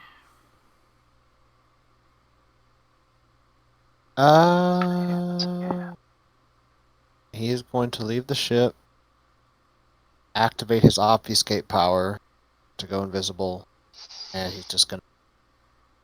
It's the bay.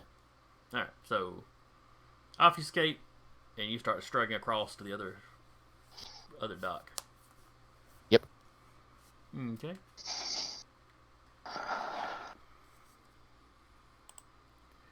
And now it is Samurai. Set. Let's see. Not like your kick so high. I do not like you, Samurai. I only caught the last half of that, but I know it's a dial in for monkey reference. Yep. Macho Man, you were dearly missed. Yeah. Let's see. I don't think I ever gave the samurai. Did I never give the samurai a name? Actually, you did. I have that written down. Oh, good. I thought I had because it was somebody you recognized. But I must not have written it down. I think it's Akihito, Akihiko. Akihito. I'm sorry, it's Akihiko? Akihiko. Yeah, Akihiko. Okay. Okay. I jotted it down in my Google Notes, not on my actual piece of paper. Ah. Alright, anyway. It's Hikoto's go. Oh, let's see. 30, 5, 10,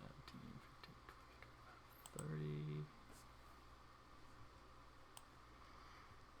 30. His swords are out, and he's double moving right here. Let me make sure he's got normal move. Oh.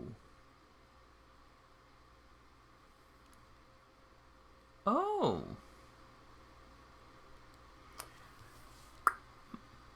Concern. Oh, it's nothing to be concerned about. He just has an extra mode of movement that I had forgotten about or hadn't noticed before. Alright, so that would have been 30 feet. But he double moves, so that'd been 60. 60. 30, another 30. So 60 and 30. So that's his 90 feet of movement. Oh. He's flying. Oh.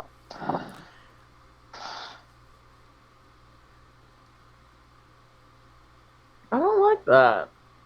Yeah, I don't either. Yeah, that's it's a little. Can't say I'm a fan. I mean, granted, he was clearly in high-tech gear. Seems to me that we haven't seen Steve You could tell that for a because it had while. all the RGB lighting. Just to throw that up there in case anybody has forgotten what he looked like. Fancy. Yeah. He's swanky. So anyway, 90 feet is his regular movement, which means doing a double movement. He could get right up on Francis. I don't like that. And Oh he no! But on the other hand, he also can't attack because it's a double move. That is correct. He cannot attack. But if Francis tries to run away or Jim tries to run away, then he gets attacks of opportunity.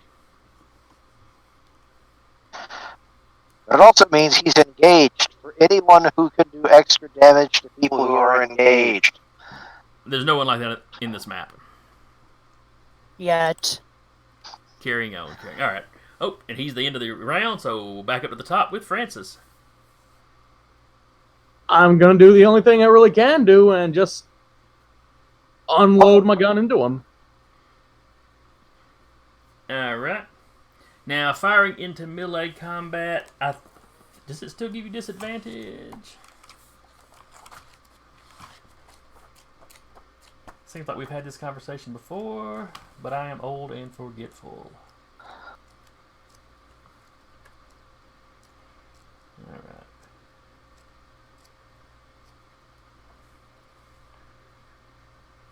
Combat.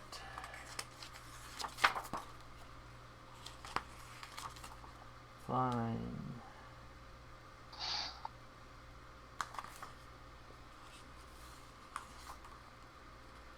Tag search.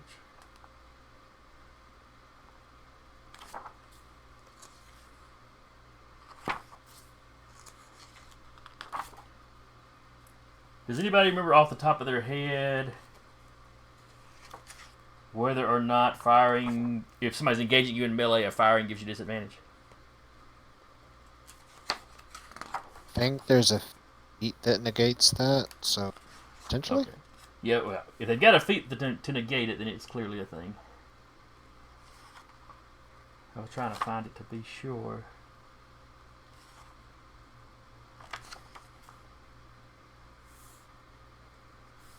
But it seemed like...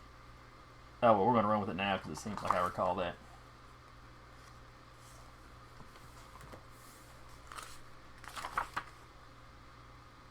Ah, range attacks in close combat. That's probably what I'm looking for. No. Aiming a range attack is more difficult when a foe is next to you. Make a range attack with a weapon or power.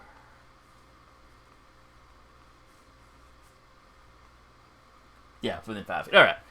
So, Francis, you can absolutely unload on him. You are at disadvantage. I'll have to accept that. Alright, taking my first shot. Alright. 18.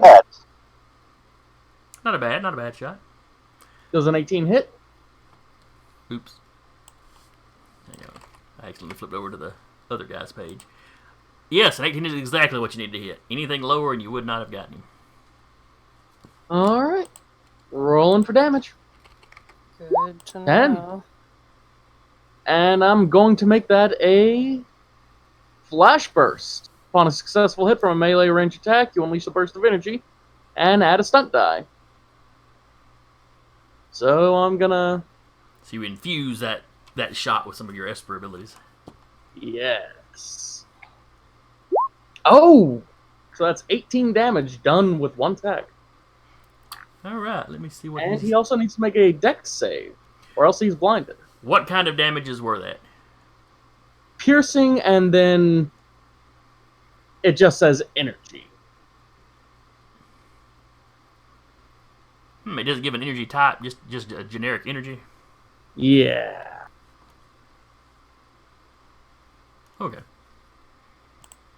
Alright, so minus He shot, 15. basically, he shot a bullet that's also a laser. Well, or he shot a bullet that's charged like one of Gambit's playing cards. Gotcha. And the DC for him to avoid being blinded is... What's my con? 13.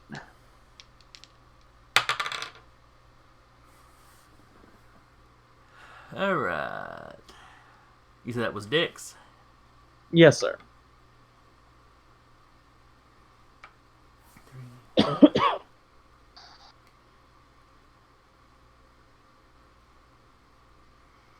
Let's see. What conditions are he immune to? He is not immune to blindness.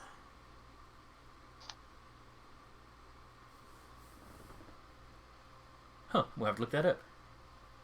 Completely unrelated. I just noticed one of his languages is lingo. I'm going to have to look up what that does for you. Alright, he failed to save. So he kind of stumbles back. You know, the way he's turning his head, you can tell the flash probably got him. Alright. And making my second attack. Oh, rolled for damage on that one. Ignore that. Alright. And you're still at disadvantage. Oh, yep, I missed that one pretty badly. No, you are not at disadvantage. They've got to be within 5 feet of you and be able to see you. He can't see you now. Oh, okay. Disadvantage on attack roll if you are within 5 feet of a hostile creature who can see you and who isn't incapacitated. He can't see you, so you get to go with 23. All right, fantastic. I like that. Yeah, you would. Alright, so 4 points of damage. Yep. And I'm going to burn my action surge to shoot him one more time. Man, it's like some guy running after with 2 laser swords just freaked you out. You need like Hey, counseling or something. What do you mean one more? Excuse me? You get both of your attacks if you action surge. You take your entire attack action again. Oh. All right. Eric, I'm going to need you to stop talking. I'm going to need you to stop talking. Yeah. Oh no, keep talking. Oh, hello there. We are Nerdsmith. I didn't see you come in. Ah, that's unfortunate. So that was just the first shot. So now my next question is, how That hit. does Espergenesis work with blindness?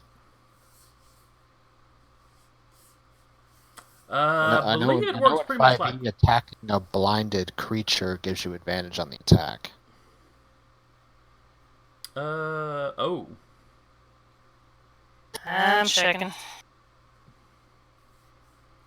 Well, go ahead and roll damage for that second one because we know it hit. Nice. Conditions, personalities, equipment, combat.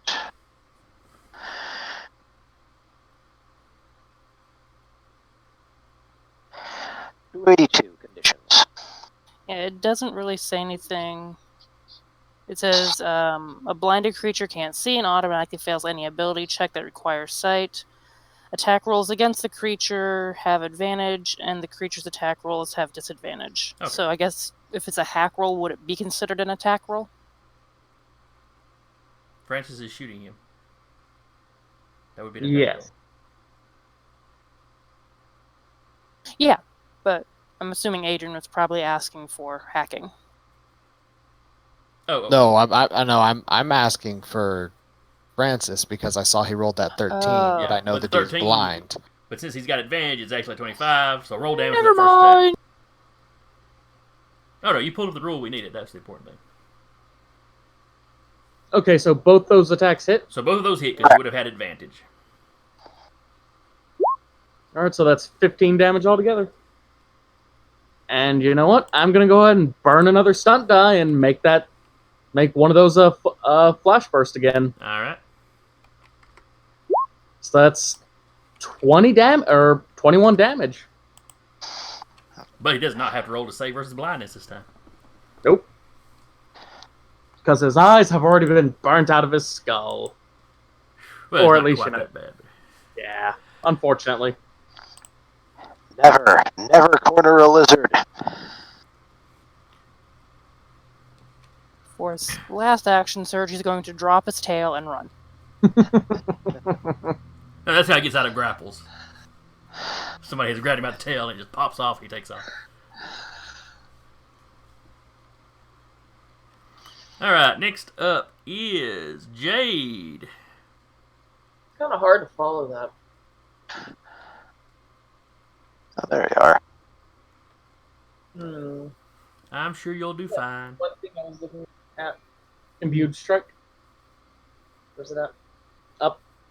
It's actually on your sheet. Which side of the bay would we be entering That's at? mine. You would be entering from this walkway here. Okay. That is basically the hallway to the next dock. Where was it? I was looking at my sheet. Right there? Right down- Okay. Yeah, right over here. And basically, you double move the last time. Your movement this time can get you as far as this line of them right here. Shoot the mook. Okay. I reckon.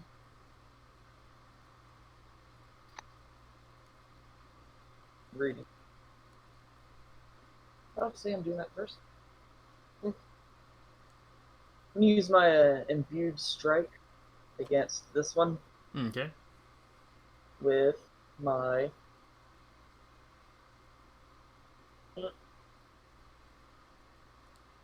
What's the range on the shot? Well, I'm like 10 feet away, so it wouldn't really matter. Close enough. Pretty much. He's 15 feet away, but yeah. Oh, okay, yeah. Though you could be 5 feet further forward if you wanted to get him in the 10-foot range. Well, I really like my heavy auto rifle. It's like my go-to. Wouldn't hurt to shake it up, though. You have so many Heavy guns. auto rifle is 100, 500 for the range. What do you think, Zach? I'm gonna go with the auto rifle. Heavy? Mhm. Okay. Good God. Alright, that is, Did she have, well, even with advantage? That would still be a Yeah, 12. let's see, you need a 15 to hit them. So, yeah, that misses. Yeah. Just to ask, you didn't happen to have any. So I guess I'll Yeah. use my second attack to try to hit him. That's Yeah, better. we'll get- Alright, that's definitely a hit. Roll the damage. Yay. Nice. No, it's not nice, Zach. Well, I Sounds guess it better than evens nothing. out, Yeah. so it's alright. Alright, Damage so is damage. Yep. Yes, it minus is. 10.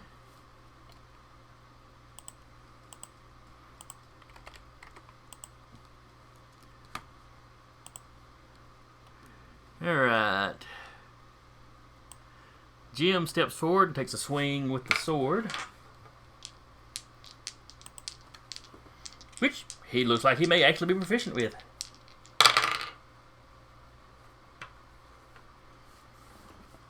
Jim's been holding out on us. Well, that or he's had to use machetes before, so you know. Same principle. Alright, 17. Oh, I forgot to say that. It's alright. That's the thing.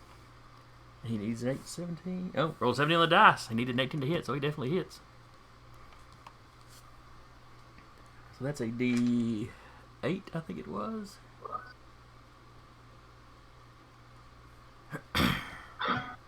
Yeah, because it was basically a longsword. So that is 7 points of damage.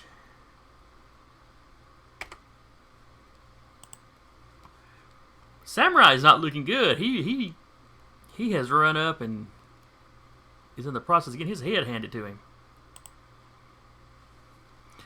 But then it's the troopers' turns.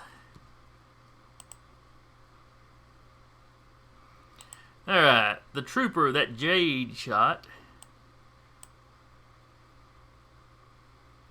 runs down and around, hops down here to give himself some cover,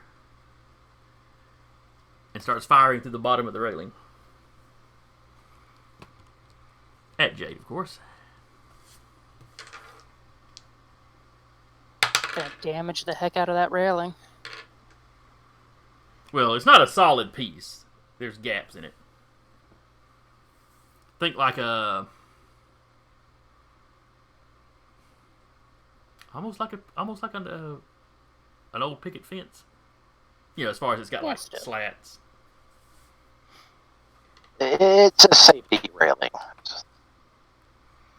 Oh, right. He rolled a... Yeah, he got like a 9 on his roll. Though I guess I should check and make sure they don't get multiple attacks, shouldn't I? That was a screw up from last round. They all get multi-attack. Second attack. There's a 15 hit Jade.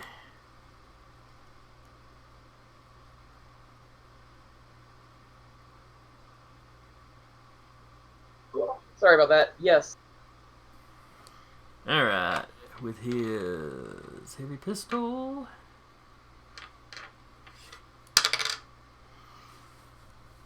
$11 points of damage.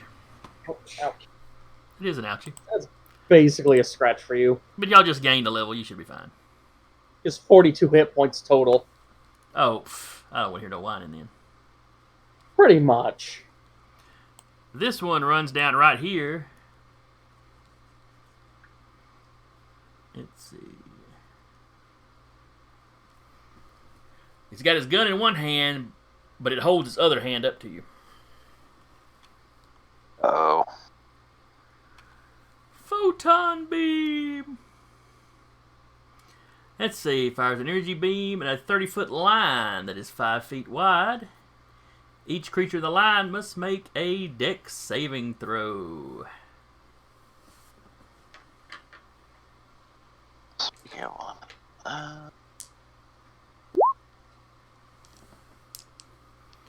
Alright, Cat made it.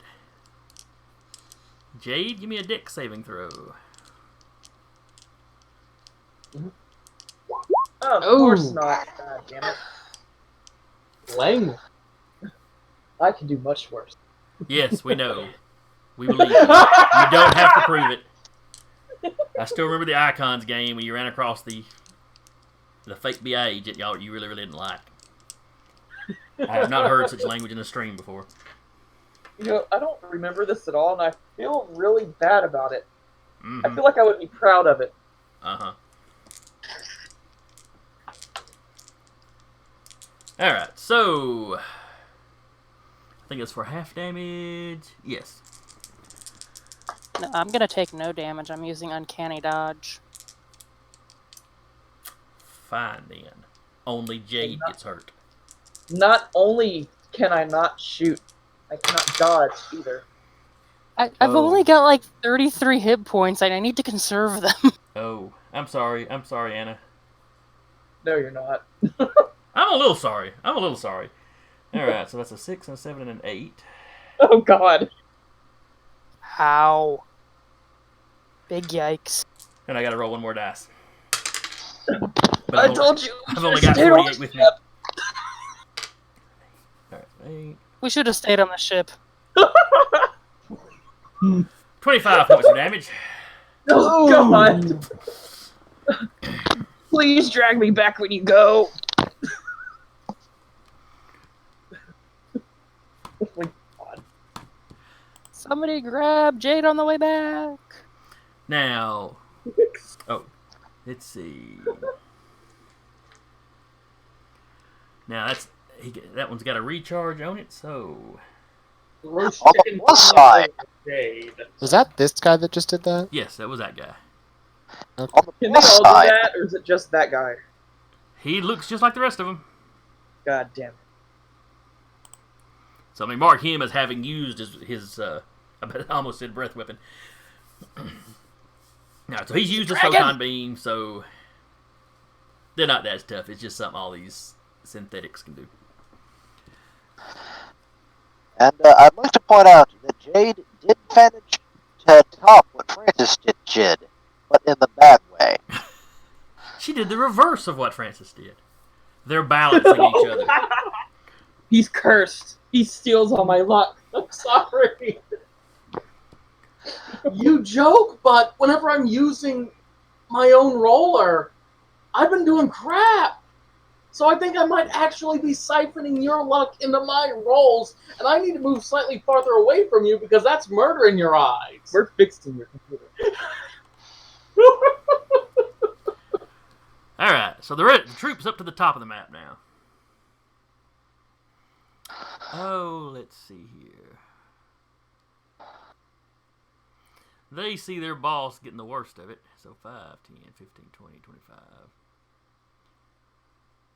Who it would take him 35 movement to get over the railing and back and down there, though. So instead, he would just run up to the railing and fire over it, thus negating Francis having any advantage against him. I don't like that. Yeah, well. First attack. Does an 18 hit? Yes. All right. 7 points of damage. His second I attack can take it. misses. The one right here fires his photon beam. Oops. And dies. So it is 30-foot line. So 5, 10, 15, 20, 25. Oh, he should have stepped forward. He's only going to hit Francis with it. Francis, give me a dexterity saving throw. Oh! Did we just roll the same thing? Yep. Yes, we did. The difference is Francis has got partial cover. He's got advantage. Drop your tail and run. So that means he got a 13. He needed an 11. He only takes half damage.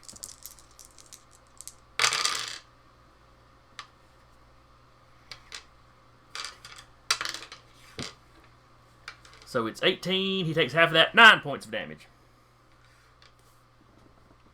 Don't hurt me.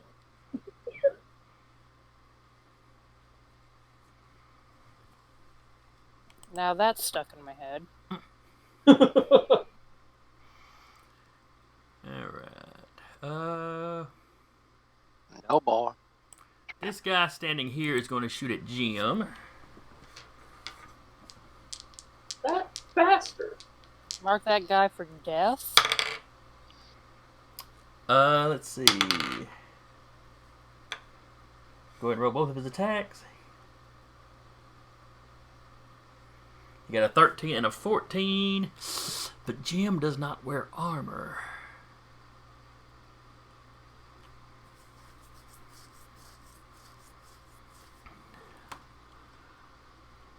Or if he does, well, he'd have like an armored, one of those, what do they call it, armored jackets or whatever. That's Flight like suits, yeah.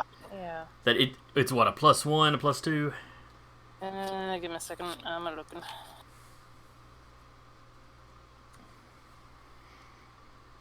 Let's see. Flight suit or... Yeah, flight suit is a base AC of 11. Okay. Okay, so only one of those shots hits him then. So that is 5 points of damage to old Jim.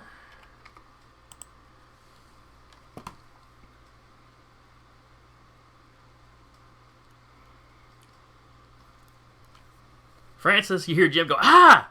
I thought I was hiding behind you. How did he hit me?"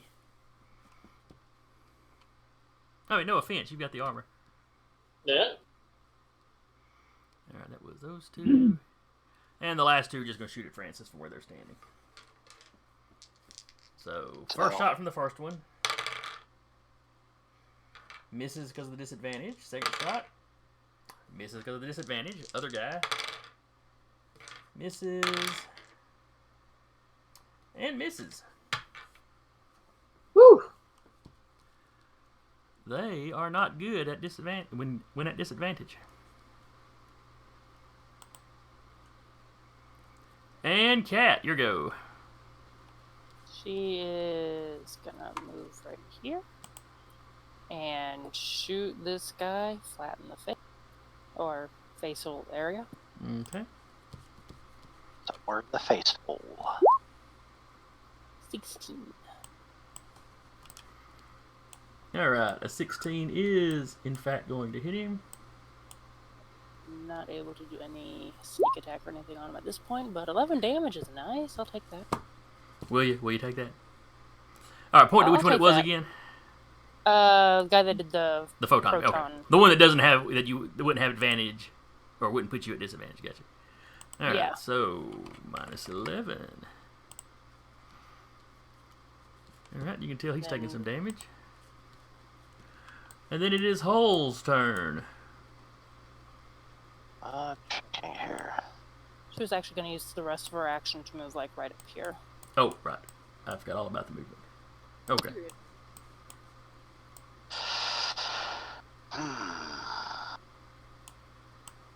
Now, I can use my strafing run again, however, that does take my action, is my attack action. Alright, so you could move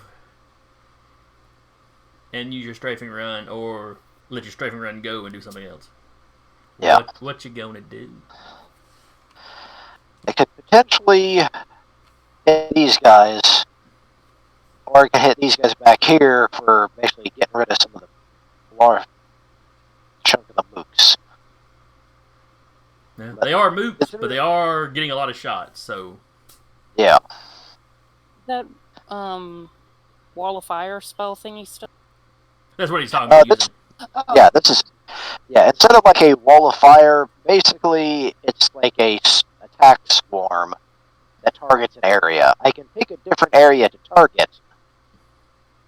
Yeah, usually a swarm of these little drones flying around. Okay. I didn't know. Okay. So regardless, if I shoot over here, really best I can do is hit. Hello. Yeah, you could basically hit the three from the L that you hit before. You know. Or you could cut across straight, you know, from here to here. And hit these other three. As far as getting the maximum number of people. And I can't twist it diagonally, can I? Because if I twisted it diagonally from like these two to here, I'd be able to get all four. Yeah, except trying to get him and him, that's 15 feet. Because that's 3 squares, you don't get that much space. Yeah, the line spells, you pretty much can't do those diagonal. Or we'd have to find some weird pattern would be. I'll hit the guys who have already hit by it. Okay. And they were needing 14s? Yes. Alright. The last one up here takes full damage, the other two take half. 16 points of damage. Alright, so let me go ahead and put his 16 in first. Ooh, that tore him up pretty good. And then that's 8 from these guys who had already had some damage. Well, some of them. Alright. Are you going to move anywhere, or are you going to stay where you're at?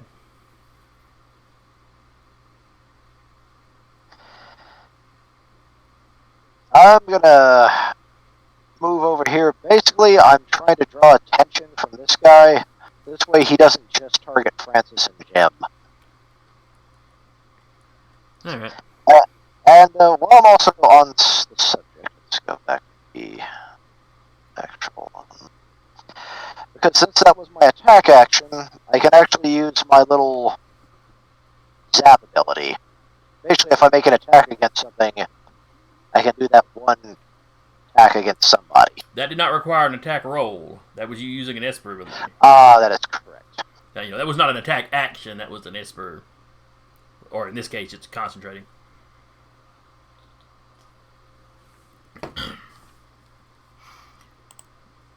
Alright, and then Adrian, who is down here with the ladies.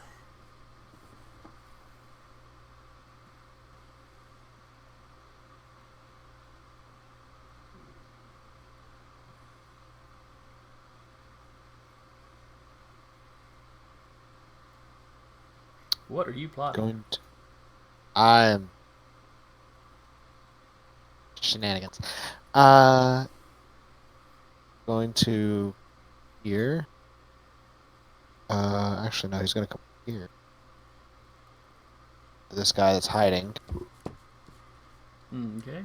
Drop the obfuscation, activate his plasma blade, and try to kill him with it.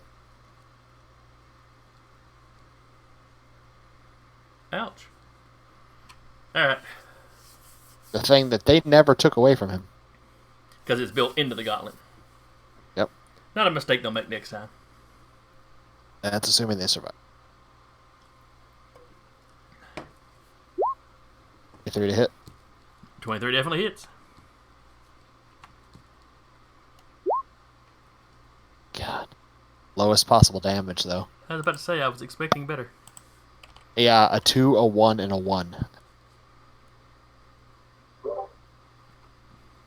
Yeah, plasma blades are rough. Oh, I found it. As Do up to Francis- 18, did 4. Yeah, you know. Alright. Now we're at the bottom of the order with Akihiko, who is at disadvantage to hit Francis, but is going to try to hit Francis regardless.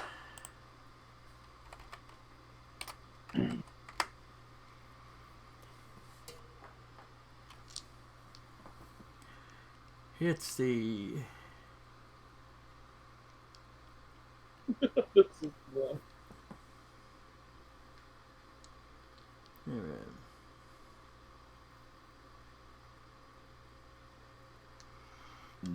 Alright.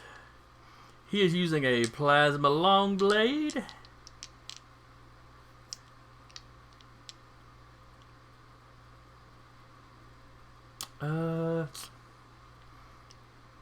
He can make 3 attacks with it. Not a fan. He is using it two-handed. Alright, so first attack.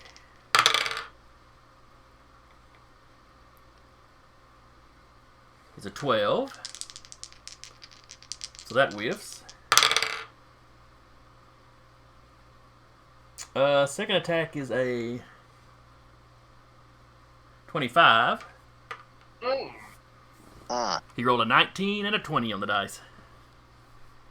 That's not fair. On the other hand, it wasn't a crit. Yes, Yeah, it would have been a everyone crit gets otherwise. Alright, Yeah. so... Always look on the bright side of death. Wow, that's doing as much damage as the proton beam. Yowza.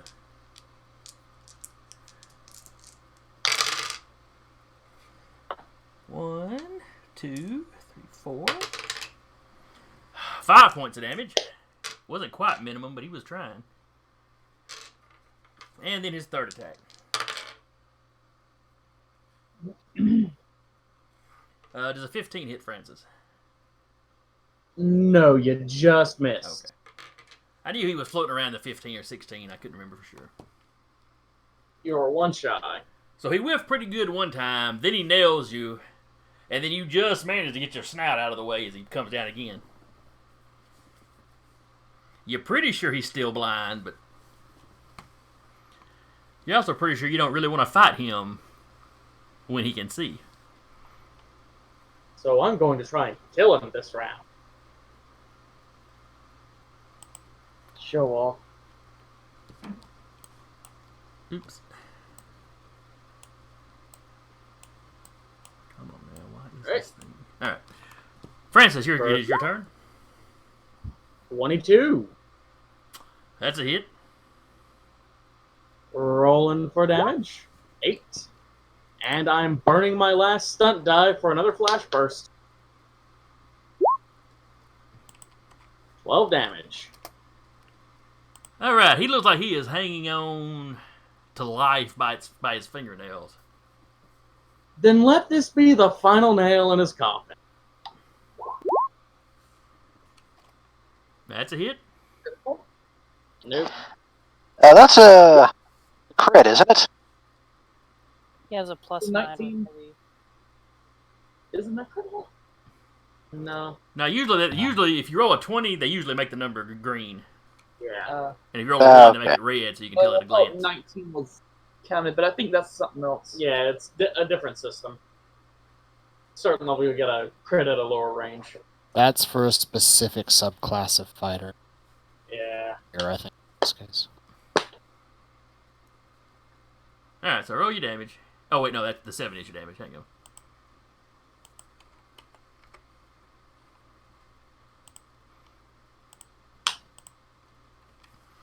He goes down. Them last couple of shots just punch through the armor. He lets go of the sword. And he kind of falls back.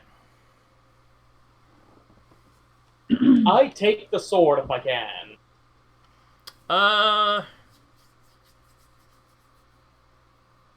It would take an action.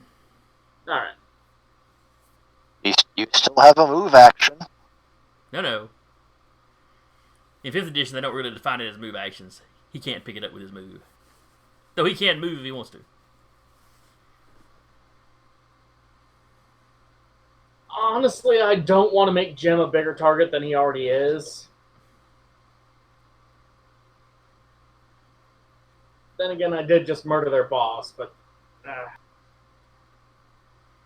You'd either have cover there, or you'd be out in the middle of the... Yeah, it's... You draw their attention. If you made yourself an easier target, they probably wouldn't shoot at Jim. Yeah, but...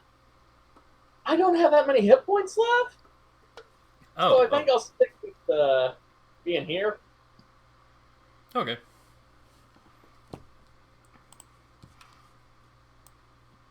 Man, my big bad did not stand up very long. Jade, you're up. I mean, hey, Sam, should I move first or do my Healy first? Healy do that thing first? Kind of unhelpful. Can I fit over here? This little crevice Move your miniature where you're talking about. right there. That little hallway thing.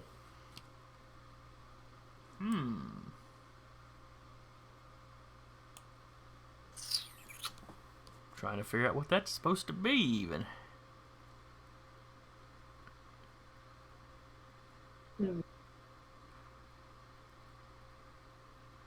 Well, I mean,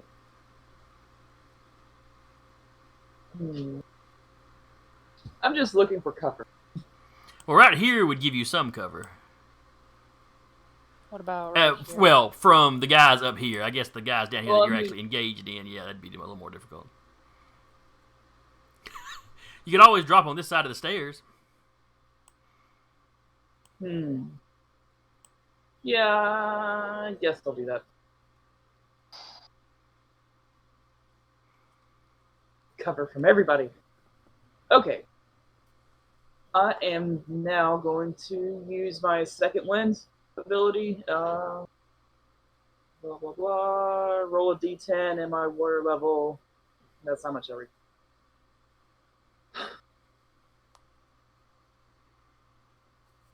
She's going to heal herself with second wind. Yeah, I got you. Roll the dice. So 11 points. Oh, not bad.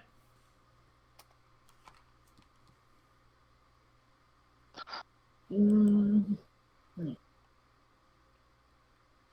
Then it is Jim's turn. Let's see. He uses his action to pick up the plasma sword. You're a bro, Jim. You're not getting it back. It's going in his trophy room. He totally killed the cyborg samurai. Or the power armor samurai. Or whatever was going Don't on. tell the guys at the bar anyway.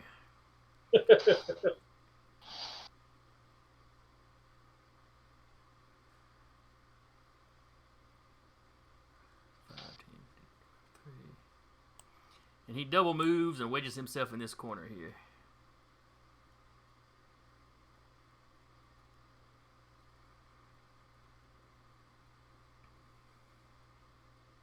No, I got a better idea. No, he's already used his action though, so he couldn't do the stealth thing. So yeah, he basically runs around, following the edge of this thing to give himself some cover. And then it is the trooper's turn. Oops. I had the visible map in the wrong area.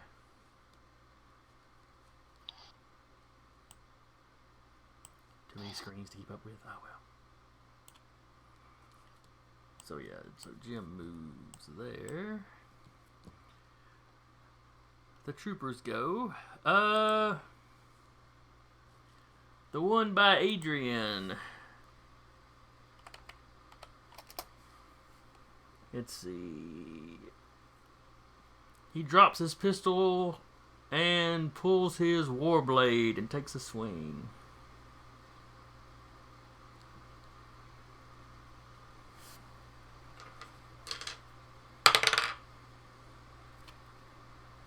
Does a 19 hit you?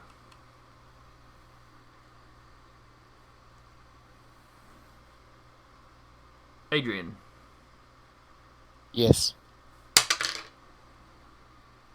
7 plus. So that's 9 points of damage. Then his second attack misses badly. Let's see, this guy here, let me roll to see if his photon beam has recharged. It has not. So I will leave the red dot on him.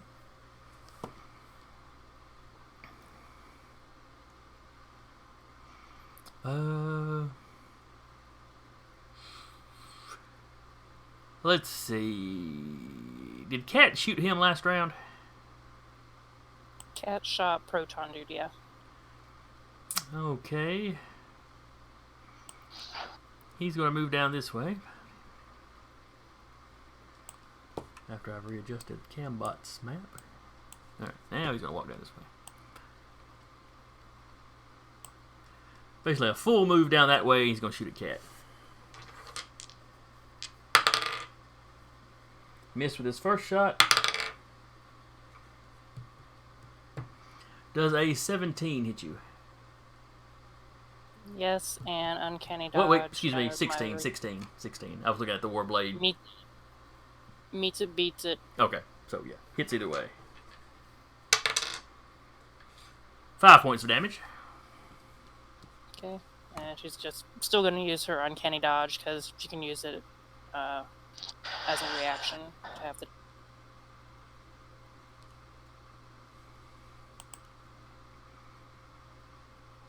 Now the uncanny dodge, is that the one?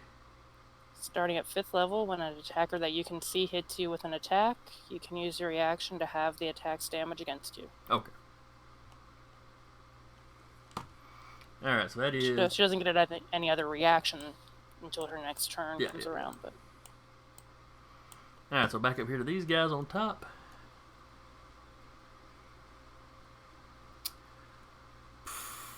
This guy uses his movement to jump over the fencing and land here. Takes 2 shots at Francis. Whiff. Got a 9 on the first one. better. It's and a 23 on the second one. Are you sure it's a 23? It was a 19 on the dice, so I'm pretty sure yes. Again, it's still not a crit. I feel lucky. 10 points of damage. Yeah. It was at least max damage. And me without a second wind.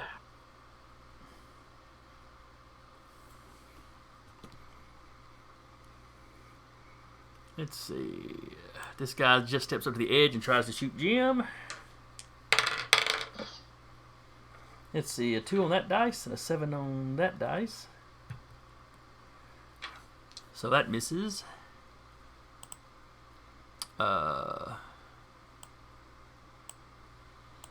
These two run up to the edge and take both. They're both going to shoot at Hull.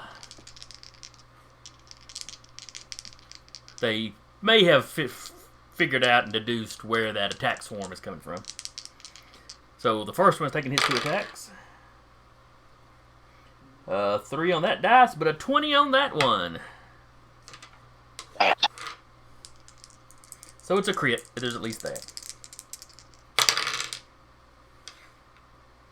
4, 5, 6.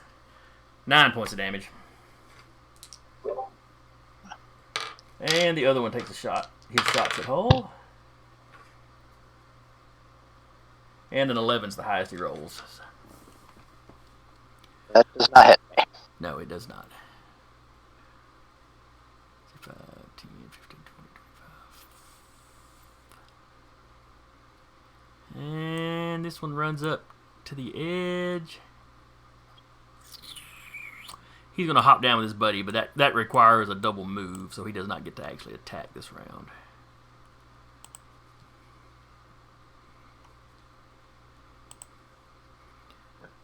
And Kat, you're up. She's gonna take a shot at Proton Beam Boy. Okay. Please note it's approaching 9 o'clock. We're going to wrap up as soon as we get this round finished. 11 points. Alright. Proton Boy is looking kind of rough. You don't think he can take another shot like that? You going to move anywhere, or...? She's gonna duck back around here to Okay. get some cover against. Hull, you're up. Okay, I will continue to move. And I will give Francis a chance to get out. I'll use my assault attack pattern on these two. Okay. So, give me... Oh, that's right. They gotta make that. Ooh, they will both take full damage. 14 points of damage each. Alright, that's got him looking really rough.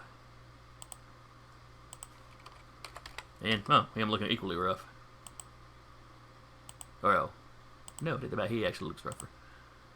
So this one right here looks near death's door. This guy looks pretty roughed up.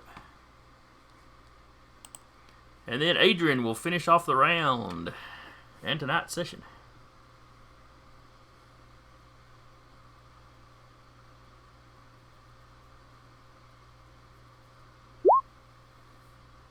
And he may be muted. Okay, 20 is definitely a hit. Stab. Maximum stab. Like a murderous duck. You take the plasma blade and you just run him through with it. And then are extremely surprised when you pull it out and he's still standing. 1 hit point left. He had 15, you just did 14 to him. Can I, as a bonus action, twist it a little bit and get that 1 HP? No, because that wouldn't be any fun. Flick him in the nose. Punch him in. Actually, you know what? Hold that thought. Oh, God. What did Bonus you get? action, because all characters can do this 2-weapon fighting, I'm going to punch him in the face. Does that not give... Let's see. Using my free hands, because I only need 1 hand to use the plasma blade. I see. Use a bonus action to attack with a different light weapon that you're holding in your other hand. You don't add the ability modifier to the damage of the bonus attack unless the modifier is negative. This would just be a straight, like, unarmed attack, so with my strength of 0, it would be 1 damage if I hit.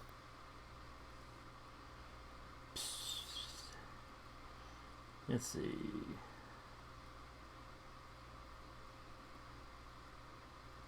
Yeah, go ahead. You're wearing gauntlets, so. But I natural 1. So no. Bruise your knuckles. In your frustration, you lash out at him, but you swing kind of wide. You're not sure if he ducks out of the way or if he's just wobbling.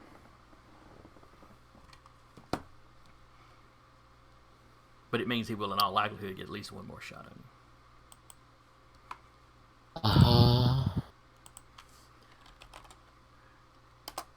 So this is where we're going to wrap for the evening. You know, it's not my favorite thing to do that in combat, but yeah. Maybe I shouldn't have thrown so many guys down there. Oh well. I like Everyone to challenge you. Everyone remember to mark your HP. Oh yes, yes. It's such a tragedy it would be if I maybe gained a few accidental hits.